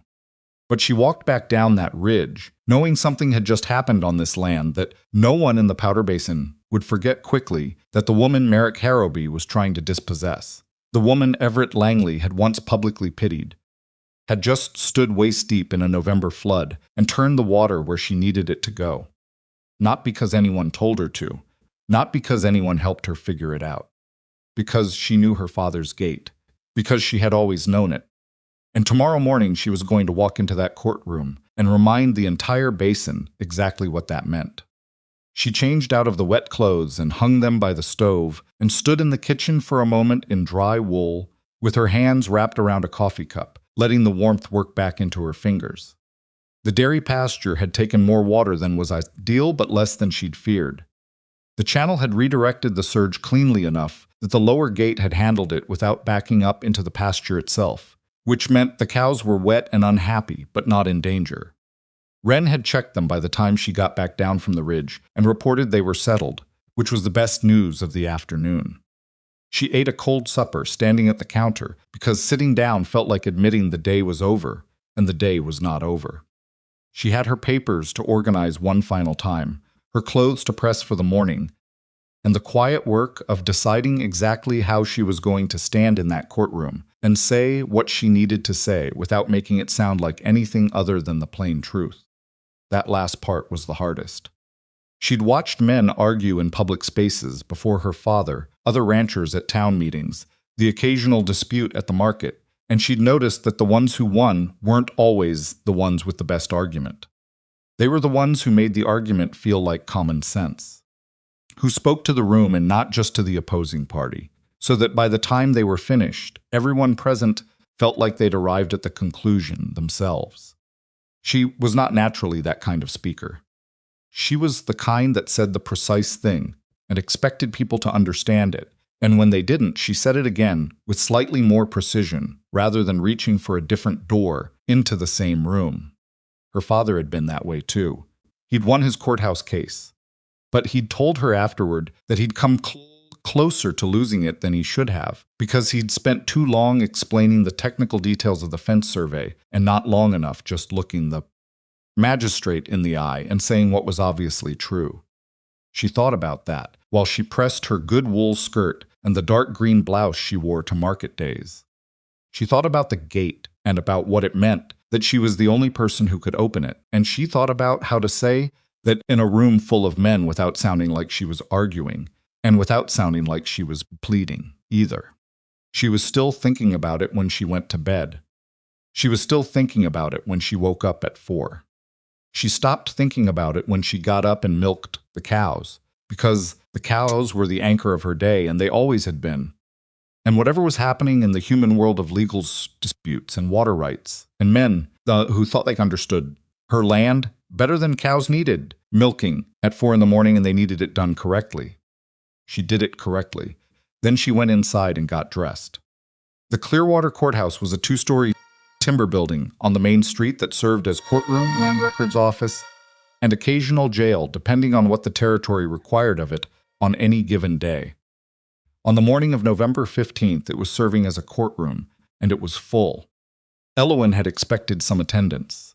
These things drew people. A water rights dispute between a ranch woman and her cousin touched enough of the basin's interests that men with a stake in the outcome would come to watch. She had not expected the room to be standing room, only by the time she arrived at 8:30, with men packed along both side walls and more crowded into the entrance behind the last bench. She recognized almost every face: ranchers, foremen, a few merchants from Clearwater who dealt in agricultural goods and understood what water rights meant for the valley's economy. Bill Ashford was there near the front with 2 of his men. Pete Collier, 3 rows back. Gus Fraley, off to one side near the window, wearing his good coat and a look of composed certainty that she found steadying. Merrick was at his table already, with Price beside him, and 2 folders of documents arranged in careful order, the visual language of a man who had come prepared and wanted everyone to see it. Price was writing something in a small notebook. He did not look up when Elowen came in. Everett was at the back wall, exactly where she'd asked him to stand. She had asked him the previous week before the flood, before the ridge, before all of it, to stand at the back and not come forward regardless of what happened. He'd looked at her with that careful attention he had and said, "You want me out of the way." "I want it clear," she'd said, "that I'm arguing this myself." He'd nodded without making an argument of it. He was at the back wall now, arms crossed, coat on, hat in his hand. He caught her eye when she walked in.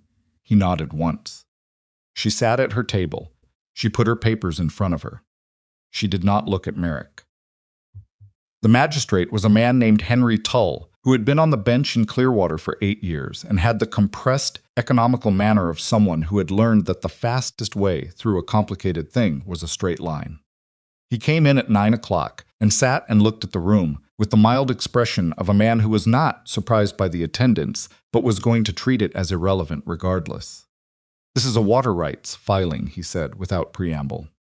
"The claimant is Merrick Harrowby, asserting ownership of the Harrowby Springs watershed under the 1871 government survey. The respondent is Elowen Harrowby, asserting prior appropriation right to the upper spring as a distinct source. We'll hear the claim first. Mr. Price." Price stood. He was very good. Elowen had to give him that. He presented the 1871 survey with the quiet confidence of a man presenting an obvious thing, as if the document's existence were itself the argument. He walked through the legal framework of watershed unity, the principle that a geologically connected water source constituted a single right, regardless of how its outflows were distributed, with the precision of someone who had prepared this particular argument many times and knew where all the edges were. Then he pivoted. "The respondent will claim prior appropriation," Price said, looking not at Tull but at the room in a way that told Elowen he'd assessed his audience and understood he was playing to it. "But prior appropriation requires a distinct source. What she appropriated, what her father appropriated before her, was a portion of a unified system. The 1871 Federal Survey is unambiguous on this point." He put the survey on the magistrate's table. Tull looked at it. He didn't touch it yet. "She'll offer alternative testimony," Price continued. "A field note from the same surveyor suggesting the sources might be distinct. An elderly witness who claims to remember a conversation from 14 years ago. A mineral geologist, not a licensed surveyor, not a hydrologist, a mineral geologist who will tell you what he saw when he looked at some rocks." He paused. "Against a federal document filed with the Territorial Land Office, signed and dated, establishing the Harrowby Springs as a unified watershed source." He sat down. Tull looked at Elowen, Miss Harrowby. She stood.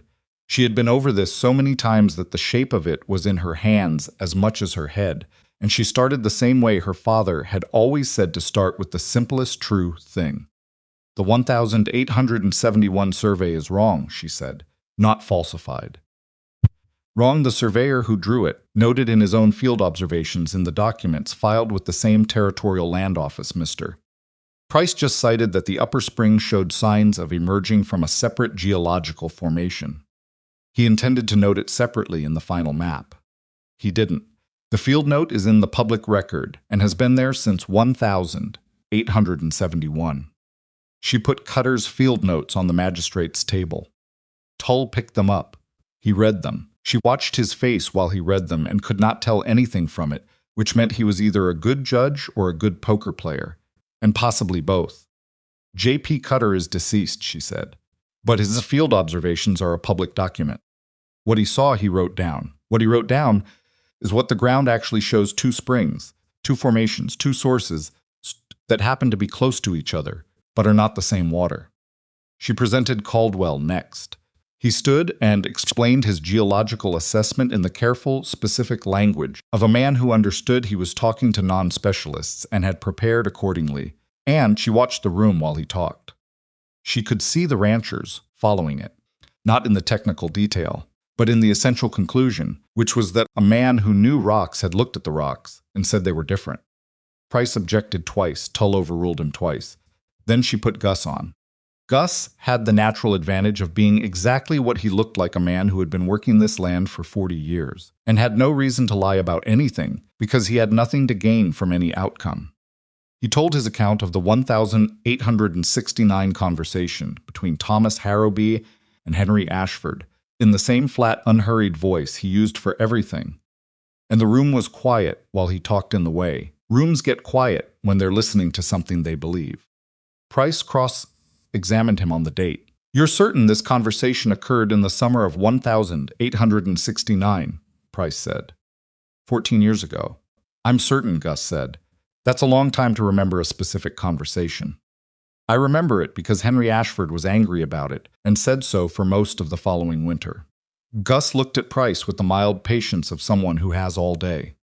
When a man you work for complains about the same thing for 6 months, it tends to stay with you. There was a sound in the room that wasn't quite laughter. Tull didn't try to stop it. Price shifted. "Your current employer is Everett Langley." "That's right. And Mr. Langley has expressed support for the respondent's position in this case." "He has. Does that support influence your testimony here today?" Gus looked at him for a long moment. "I was there in 1869, he said.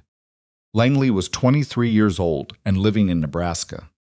My memory of what happened isn't something he could influence if he tried." Another sound from the room. Price sat down.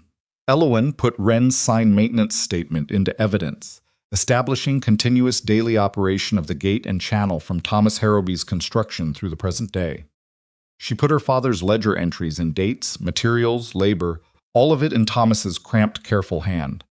She put her own account records in, showing the dairy income that the upper spring made possible and had made possible continuously for 15 years. Then she did the thing she'd been building toward. She looked at Tull. "Mr. Cutter's field notes established geological distinction," she said. "Mr. Fraley's testimony establishes prior appropriation in 1869. Mr. Caldwell's assessment confirms the geological separation on present evidence. My father's records and my own establish 15 years of continuous beneficial use." She paused. "But I'd like to make a different argument, not instead of these. In addition to them."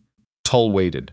"The claimant says this water belongs to the Harrowby watershed, and therefore to the Harrowby estate, and therefore to him as a Harrowby heir." She kept her voice level. "If that's true, if the upper spring is part of a unified system that Merrick Harrowby has the right to claim, then Merrick Harrowby should be able to operate its gate." The room shifted. "The gate my father built," she said. "The gate that controls the upper spring's flow. It has a particular mechanism. It requires a particular sequence to open. I have operated it every day for 16 years, including yesterday afternoon in a flood that put 4 men into the water alongside me, none of whom could release it." Price was on his feet. "Your Honor, sit down, Mr. Price," Tull said, without particular emphasis. He looked at Elowen. "Continue." "I'm not suggesting the court conduct a test of the gate," she said. "I'm pointing to something simpler.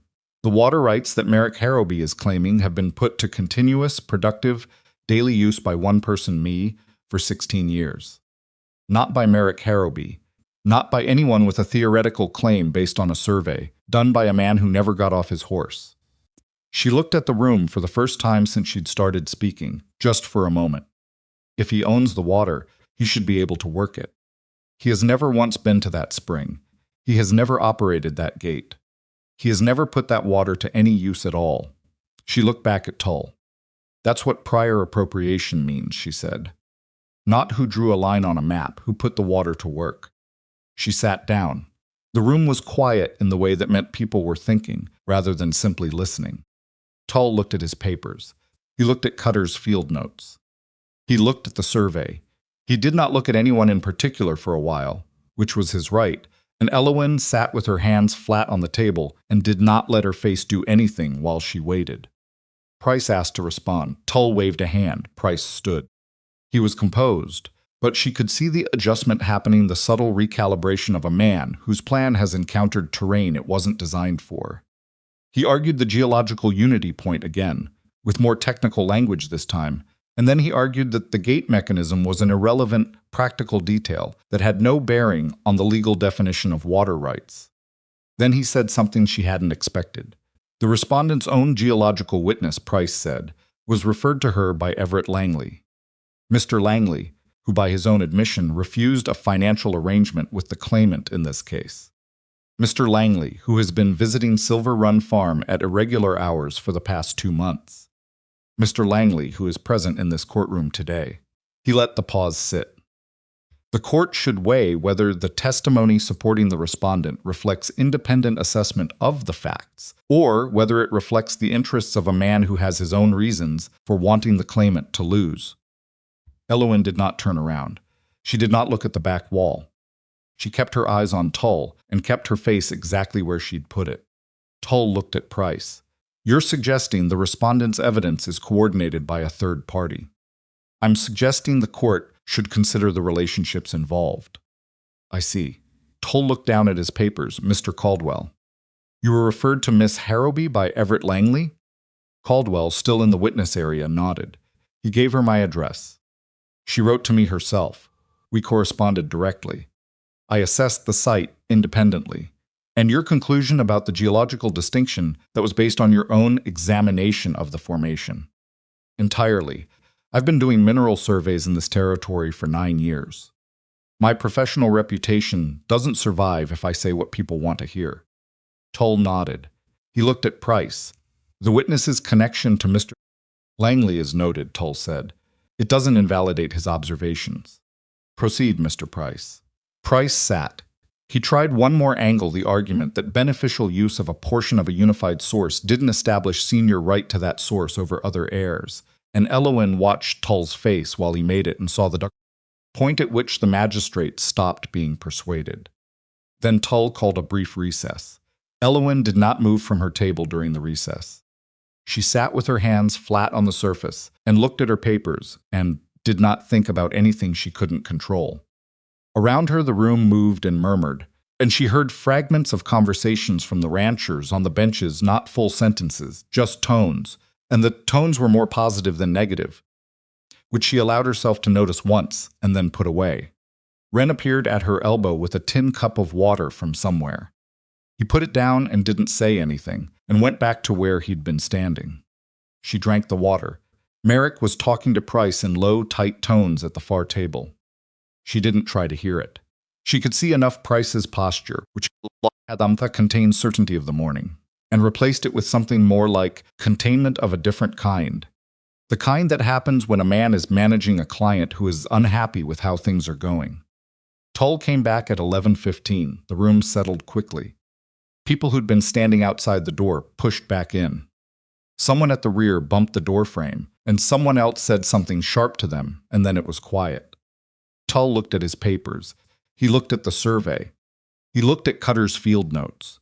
He had aligned them side by side on his table, and Elowen could see from where she sat that he'd been writing in his own notebook during the recess, filling half a page with something she couldn't read.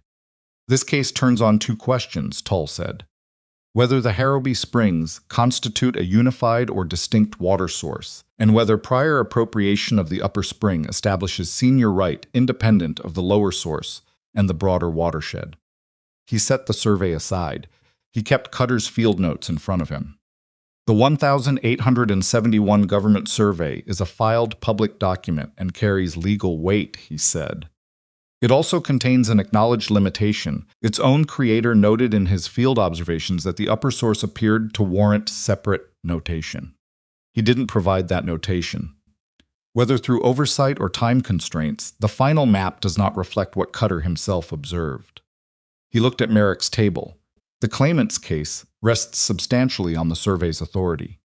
But a survey that contradicts the surveyor's own field observations is not authoritative, it's incomplete.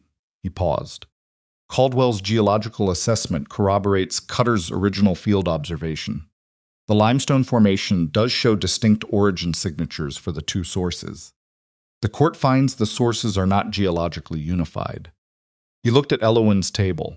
Fraley's testimony establishes that Thomas Harrowby asserted appropriation of the upper spring in 1869, prior to any downstream claims on the lower source. Harrowby's own records establish construction of the diversion channel in the same year. Miss Harrowby's records and Cassidy's statement establish continuous beneficial use of the upper spring from 1869 to the present day, without interruption. He wrote something in his notebook. Under Section 14 of the 1876 Territorial Water Rights Statute, prior appropriation of a distinct source for continuous beneficial use establishes senior right to that source. He put his pen down. The upper spring at Silver Run Farm is a distinct source. It was appropriated by Thomas Harrowby in 1869. It has been in continuous beneficial use since that date. The senior water right to the upper spring belongs to Elowen Harrowby. He looked at Merrick. The claimant's filing is rejected. The Harrowby Springs upper source is recognized as a separate senior water right belonging to the respondent. Court costs are assessed to the claimant. He closed his notebook. "We're done," he said. The room came to life all at once. It wasn't applause, it wasn't that kind of crowd, and it wasn't that kind of moment, but there was a collective release of held air that felt like the whole room breathing out at the same time. And voices started and benches scraped, and men who'd been standing for 2 hours shifted and turned to each other. Elowen sat at her table for a moment without moving. She looked at her papers, at her father's ledger entries in his cramped, careful hand, at Cutter's field notes and Caldwell's assessment, and Wren's signed statement. She thought about her father sitting at his desk on some evening 30 years ago, figuring out how to divert water from a limestone shelf to a pasture below it, and why a man built things the way he built them, and what it meant to leave something behind that was worth fighting for. She gathered her papers. She stood. Merrick was not looking at her. He was talking to Price in the tight, low tone of a man getting news he didn't want, and Price's expression had the professional neutrality of a man who had charged the same fee whether he won or lost and was calculating what came next. She didn't say anything to Merrick. There was nothing to say. She turned and walked toward the back of the courtroom, and the crowd parted in the way that crowds part for someone who has just won something real, not with ceremony, but with the practical acknowledgement of a changed fact. Gus was near the door. He caught her eye and gave her the shortest, most undemonstrative nod she'd ever received, which from Gus was roughly equivalent to a standing ovation. She nodded back. She pushed through the courthouse's door into the November air. It was cold and bright, the kind of morning the basin got sometimes after a storm, everything washed clean and sharp, the distances clarified, the ridge above Silver Run visible all the way to the snow line. She stood on the courthouse steps and breathed it in. She heard the door behind her. Everett came out and stood on the step above her, which put them at approximately the same height. He looked at her for a moment without speaking. "Well," she said. "Well," he said. She looked at the street, at the mountains, at the bare November trees along the Clearwater Main Road. "He tried to use you against me," she said. "In there." "Price did, I know, I heard, suggesting that my evidence was coordinated through you, that your interest in the outcome tainted it." "Yes." "Did it bother you?" He thought about it honestly. "It bothered me that it might have worked," he said. "It didn't bother me that he tried it. He was doing his job." She looked at the mountains. "You stood at the back wall for 2 hours," she said. "You asked me to. A lot of men would have moved." "I know." She turned to look at him. He was watching her with the careful, steady attention she'd come to recognize as simply how he saw things, not performing patience, just actually being it, which was different and harder, and most people couldn't manage it. "You never tried to make it yours," she said. "Any of it. You helped me build the case, and then you stood at the back wall." "It was your case." "It was." She held his gaze, Everett. "Thank you." He didn't make anything of it. He didn't accept it in the way that would have turned the gratitude into something he owned. He just nodded once, the way Gus had nodded, which was the most honest response she'd received all day. "The question I mentioned," he said. "The one I said I'd ask when it was over." She looked at him. "You remember," he said. "I remember." He looked at the mountains for a moment.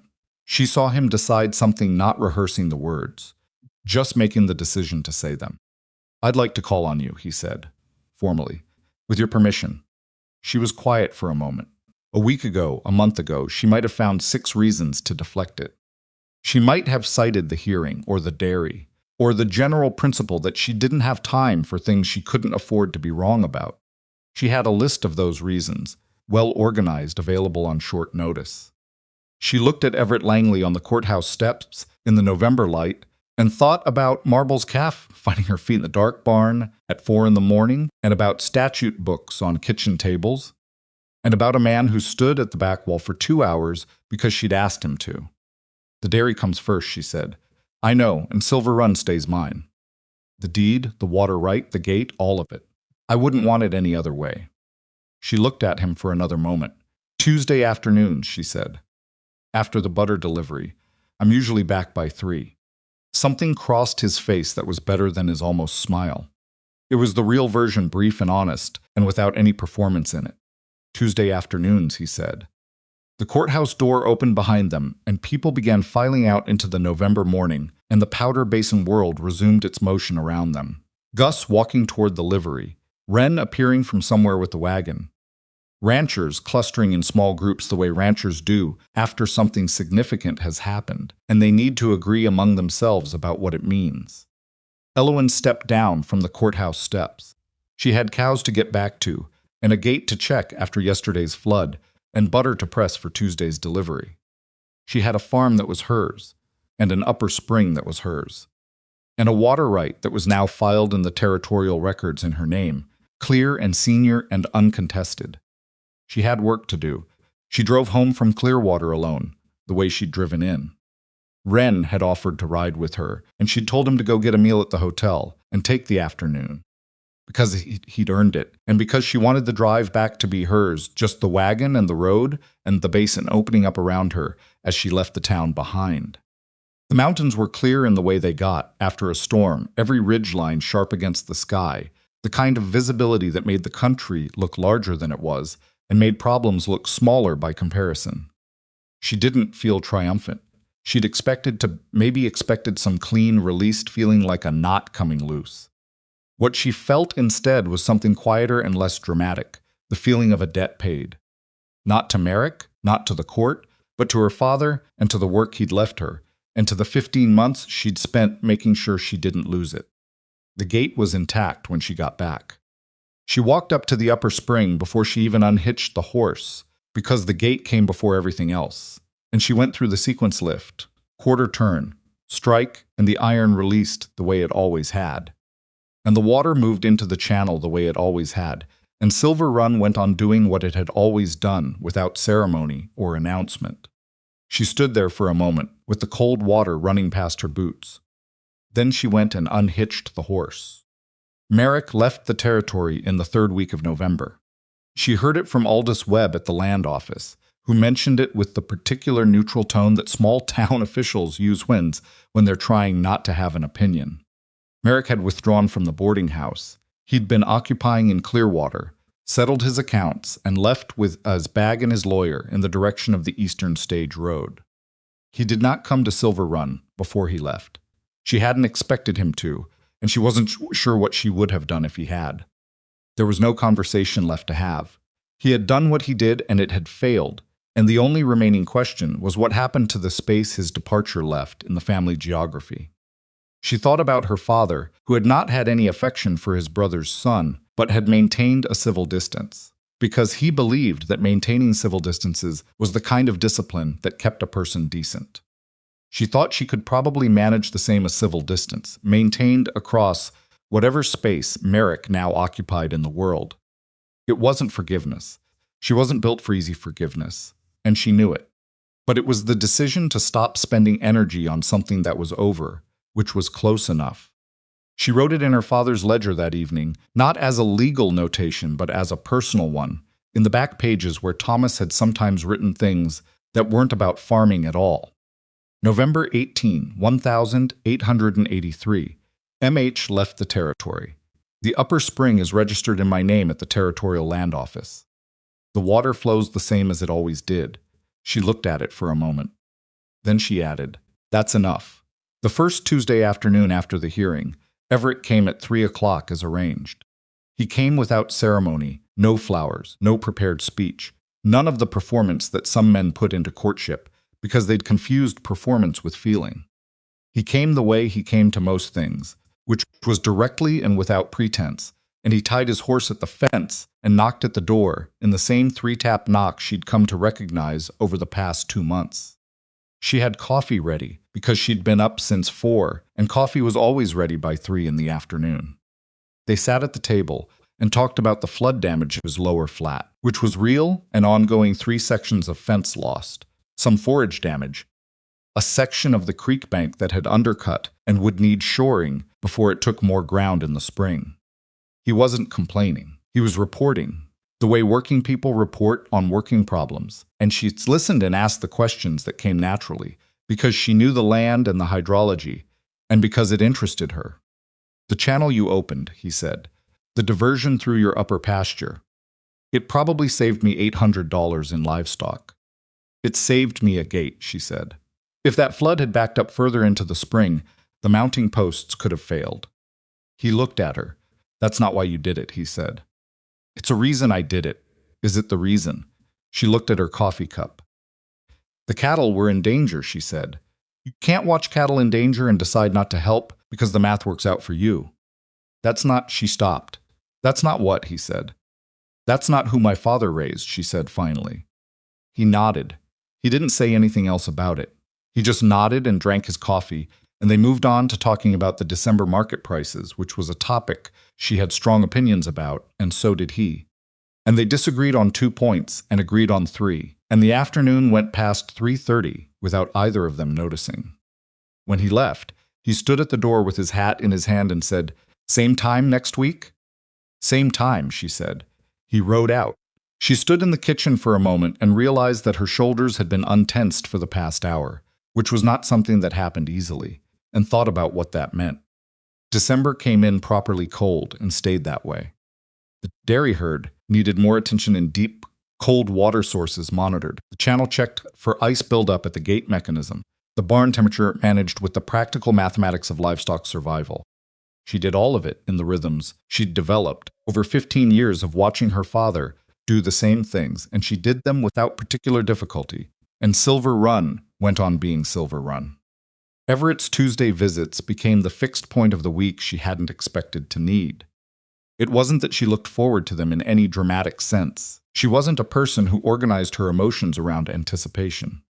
It was more that the week had a different shape with them in it. He brought news from his side of the valley that she couldn't easily get otherwise. He had opinions about farming problems that were sometimes useful and sometimes wrong, and on the occasions when he was wrong, he acknowledged it without making a production of it, which remained the quality she trusted most. He never tried to run anything at Silver Run. He never walked into the dairy barn and started offering improvements. He never looked at her account books without being asked, and when she showed them to him one Tuesday in December, because she wanted a second eye on the spring tax estimate, he looked at what she showed him and gave his opinion on the specific question and did not expand into adjacent opinions she hadn't asked for. It was, she thought on one of those December evenings after he'd gone, a remarkably uncommon quality in a man. She wrote in the back of her father's ledger again. Not often. Just sometimes when something needed saying, and there was no one to say it to. "He listens better than most people talk," she wrote one night. "I don't know what to do with that yet, but I'm not running from it." She told him about her father properly in January. They were at the upper spring. She'd brought him up to check the ice situation at the gate, which had been building on the latch mechanism in the hard cold and needed monitoring, and he was watching her clear the ice from the iron components with the practiced efficiency of someone who'd done it many times, and he asked how old she'd been when Thomas taught her the gate sequence. 9, she said. He was redoing the channel trough that summer. He brought me up and showed me the spring first, before any of the construction work. He wanted me to understand what the water was before he showed me how to move it. What did he say? She thought about it. He said the spring didn't care about us, that it had been coming out of that rock since before anyone in our family existed, and it would come out of it long after. He said the only thing we were doing was asking it to go a slightly different direction for a while. She cleared the last of the ice from the latch. He said that was what farming was. You didn't control the land. You asked it to work with you. Everett was quiet for a moment. He sounds like he was a careful thinker, he said. He was. He was also stubborn and impatient, and he held grudges longer than was useful. She looked at the gate. He wasn't an easy man. He was a good one, but he wasn't easy. Those aren't the same thing. No, she said, they're not. She ran the gate sequence. The iron released in the cold with a sound like a struck bell, and the water began moving into the channel, slower than in summer but steady. Because the upper spring did not care about November or January or the legal disputes of the people who lived near it. Would he have approved of me? Everett said. He said it simply, without calculation, the way a man asks something he actually wants to know. She considered it honestly. He would have tested you, she said. Given you something heavy to carry and watched how you handled it. He wasn't impressed by talk. And you've been carrying things for 2 months without putting them down or asking for acknowledgement. She looked at him. I think he'd have come around. Everett nodded. High praise, he said, with a dry quality she'd come to recognize as his version of humor. It is, she agreed, without irony. He asked her to marry him on a Tuesday in February. Not with theater. Not with a prepared scene. They were sitting at the kitchen table, with the stove going and the wind doing its winter work outside, and the conversation had moved through its usual range of practical topics. And then it went quiet for a moment, in the comfortable way it went quiet now, and he looked at her across the tables and said, I want to ask you something that isn't a small question. She looked at him. I want to marry you, he said. I'm not asking you to give up Silver Run or the dairy or the water right or the gate or anything else you've built. I'm asking if you'd want to build something else alongside it, with me, that belongs to both of us. She didn't answer immediately. He didn't try to fill the silence, which was why she trusted him. She thought about the answer she would have given 6 months ago, before Merrick's filing and the hearing and the flood. She would have said she didn't have time, or that Silver Run couldn't spare the disruption, or that she didn't know him well enough, and all of those things would have been partially true and mostly fear dressed up as practicality. She thought about what she'd written in her father's ledger in November. That's enough. She thought about what her father had said about the spring, that you didn't control it. You asked it to go a slightly different direction for a while. She thought about Marble's calf finding her feet in the dark barn, and statute books open on kitchen tables, and a man standing at the back wall of a courtroom for 2 hours because she'd asked him to. Silver Run stays mine, she said, the deed, the water right, the gate. In my name. That doesn't change when we marry. It doesn't change, he said. And I'll keep making decisions about this farm the way I've been making them. Yes, and if I decide something you disagree with, then I'll tell you I disagree, he said, and you'll tell me why you're doing it your way, and I'll probably end up thinking you're right, because so far that's been my experience. She pressed her lips together. You're not supposed to say that, she said. Why not? It's true, she looked at the table. At her hands on the table, which were not the hands of a woman who had been protected from hard work, they were cracked and calloused, and she'd broken the third finger on her left hand years ago, and it had healed slightly crooked. She looked at those hands for a moment. Then she looked at him. Yes, she said. He let out a breath that told her he'd been less certain of the answer than he'd been showing, which made her trust him more, not less. Certainty was easy. What he'd done was harder. He'd asked without knowing the answer, and he'd sat with the not knowing and waited. Yes, she said again, more firmly, but I want it understood. Not just between us. I want the valley to know what the arrangement is. We can tell them whatever you want them to know. I want them to know Silver Run is mine, that you're marrying me, not acquiring my property. He looked at her steadily. Elowen, I'm not Merrick. I know, she said. I know you're not. I want the valley to know it too. Then we'll make sure they do. The wedding was in the second week of October, under the cottonwoods on the Silver Run property line, where Elowen's father had planted a row of them 20 years ago, because he liked the way they looked in autumn. He'd been right about that. They were gold in October, not the soft, uncertain gold of partial color, but the full committed gold of a Wyoming autumn that knew exactly what it was doing. The leaves came down in the wind while the valley gathered, and there was something in the combination of ordinary and beautiful that felt more true than any ceremony she might have designed. Half the basin was there. Bill Ashford, who'd been the loudest voice predicting Silver Run, would fail without a man to run it. Pete Collier, who'd laughed at the cattle market the previous October. Aldous Webb from the land office let her sit in his reading room for 4 hours and told her she couldn't have copies of the documents. Gus Fraley, in his best coat again, standing near the front with his arms crossed, and the satisfied affection of a man whose judgment had been confirmed. Wren Cassidy, who had dressed with genuine care and was standing very straight in the way people stand when they're somewhere they consider an honor.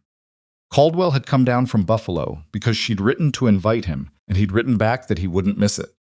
Mrs. Pickett, Everett's housekeeper, had organized most of the food and was managing the occasion with the same focused precision she brought to everything. And she caught Elowen's eye once, before the ceremony started, and gave her a nod of genuine warmth that Elowen received with more gratitude than she'd expected. The men who had stood at the cattle market a year ago and laughed when Everett said he felt sorry for whatever man ended up married to Elowen Harrowby, those men were in that yard. And they were watching Everett Langley stand under the cottonwoods and speak his vows to a woman who had beaten a Cheyenne lawyer with a field note and a cast iron gate. And there was a particular quality to their watching that wasn't quite shame and wasn't quite admiration, but was somewhere in the territory between the two. Elowen noticed it. She noticed it the way she noticed most things clearly and without making a scene of it. She had decided not to feel satisfaction about it, because satisfaction about other people's discomfort was a thing her father had warned her against. You win, you go home, he told her once, after the fence line case. You don't stand around watching the other man feel bad about it. That's not winning. That's just cruelty with better paperwork. She went home. Or rather, she stood under her father's cottonwood trees and spoke her own vows in the clear October air, and put her hand in Everett Langley's hand and made a decision that was hers to make, freely and with her full understanding of what it meant and what it didn't mean. It meant partnership. It meant someone at the table who listened and disagreed and came around, and sometimes was right and sometimes was wrong, and would tell her which was which without performing either one. It meant Tuesday afternoons that were no longer the formal visits of a man calling on a woman, but simply the regular presence of someone whose company she had come to need in the quiet way she needed things, not dramatically, just persistently, the way water needs a channel. It didn't mean Silver Run was his. It didn't mean the gate was his. It didn't mean the water right, or the dairy, or any of the things her father had put in her hands and that she had fought for and kept. The valley understood this. She'd made sure they did. They did not combine the properties. This surprised people more than the marriage itself, and for longer. Elowen kept the Silver Run deed in her name. Everett's land remained his. They were neighboring properties whose owners happened to be married, which was a practical arrangement that also happened to be the truest description of what she'd been willing to agree to, and she saw no reason to pretend otherwise. The dairy grew in the first year of their marriage not because Everett expanded it, but because, with the legal security of the water right finally established, Elowen could plan forward in a way she hadn't been able to before. She added 2 more cows to the prize stock. She negotiated a larger standing order with the Clearwater Hotel and a new arrangement with a dry goods merchant in the next town who wanted to carry her butter on a regular basis. The income from the dairy did what she'd always believed it could do if the water was secure. It did it because she ran it well, because she had always run it well, and because the upper spring ran cold and clean through the channel. Her father had built into the gate he had modified from salvaged iron and taught her to operate when she was 9 years old. Everett managed his own cattle with the same focused, unhurried approach that had built his operation from a modest stake. He was better at some things than she was. He had more men and more range, and a longer view on cattle pricing than she'd had time to develop in the crisis years of keeping Silver Run alive. She learned from it without making a ceremony of the learning. He wasn't above being told when something could be done differently on his side, either, and it only took him being wrong once in a way she'd predicted for him to start bringing the relevant questions to the kitchen table before he made the decision. They argued. Of course they argued. She was the kind of person who argued about things she cared about, and she cared about most things, and Everett turned out to be a man who argued back rather than going silent or backing down immediately, which she found more compatible than it might sound. A man who backed down every time you pushed wasn't actually agreeing with you, he was managing you, which was worse. Everett disagreed and said so, and then either held his ground or changed his mind, and the difference between those 2 outcomes was never performance. It was just what he actually thought. They had bad weeks. Weeks where the work ground them both down, and the evenings were too quiet, and she was too tired to be good company, and he was too preoccupied to notice she needed him to notice. Weeks where something went wrong on one property and bled into the mood of both. A cow lost in a cold snap, a fence dispute with a neighbor that took 3 months to resolve and left a residue of bitterness that took longer. A February where the upper spring froze at the source for the first time in 20 years, and she spent 4 days clearing ice from the formation and came in at night cold down to the level of her bones, and he ran a bath she hadn't asked for and left. Her alone in it, and didn't make anything of the fact that he'd done it.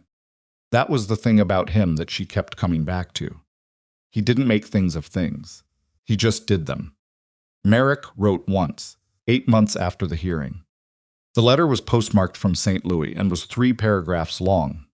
The first paragraph explained that he had found employment in a commercial firm there. The second paragraph said he understood the hearing outcome had been legally correct and he held no grievance. The third paragraph was an apology, not an elaborated or emotional one, just a direct acknowledgement that he had filed a claim he knew was wrong because he'd calculated that she wouldn't be able to fight it. And he'd been wrong about that, and he was sorry. She read it twice. Then she wrote back. Her reply was 1 paragraph. She said she had received his letter and read it. She said she accepted the apology in the limited sense that she chose not to carry it forward as active anger, which was the most she could honestly offer. She wished him well in St. Louis and did not invite further correspondence. She sealed it and sent it and told Everett about it that evening. He read her reply and didn't comment on the tone of it. Is that enough? He asked. Meaning, did it close something for her? She thought about it. It's enough, she said. He nodded. They went back to the account books they'd been going through, and Merrick Harrowby became the kind of past thing that sits in its place in your history without taking up space in the present. She still went to the gate every morning. She still went in the evening, too, the second cycle her father had established, and that she had never had any reason to stop. The sequence was the same lift, quarter turn, strike, and it was the same 4 seconds it had always been, and the gate released the same way it always had, and the water ran into the channel the same way it had run since 1869. Everett came with her sometimes, not to help, not to learn the sequence which he had stopped trying after the flood had demonstrated conclusively that the gate had exactly one person who could open it, and that person was not him. He came because he liked the upper spring in the early morning, and because she was there, which were both reasons that satisfied her. He held the horses while she worked the gate. That was all. He just held the horses and waited, and she did the thing that was hers to do, and the water ran where it had always run.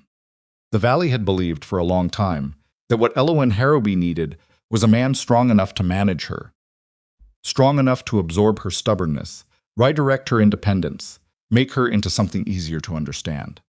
That was the story they'd been telling at cattle markets, at general stores, at the kind of conversations men have when they're trying to explain a woman they can't categorize. The story they ended up with was different. She didn't need a man strong enough to manage her. She needed a man strong enough to stand beside a woman who didn't need managing, which is a harder thing to be, because it requires you to give up the comfortable idea that your strength is what holds everything together. Everett's strength was real in the work he did, the decisions he made, the way he'd built something solid from a modest start.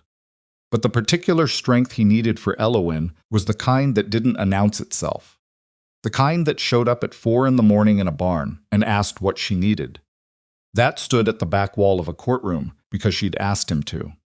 That held the horses at the upper and waited without impatience while she did the thing only she could do.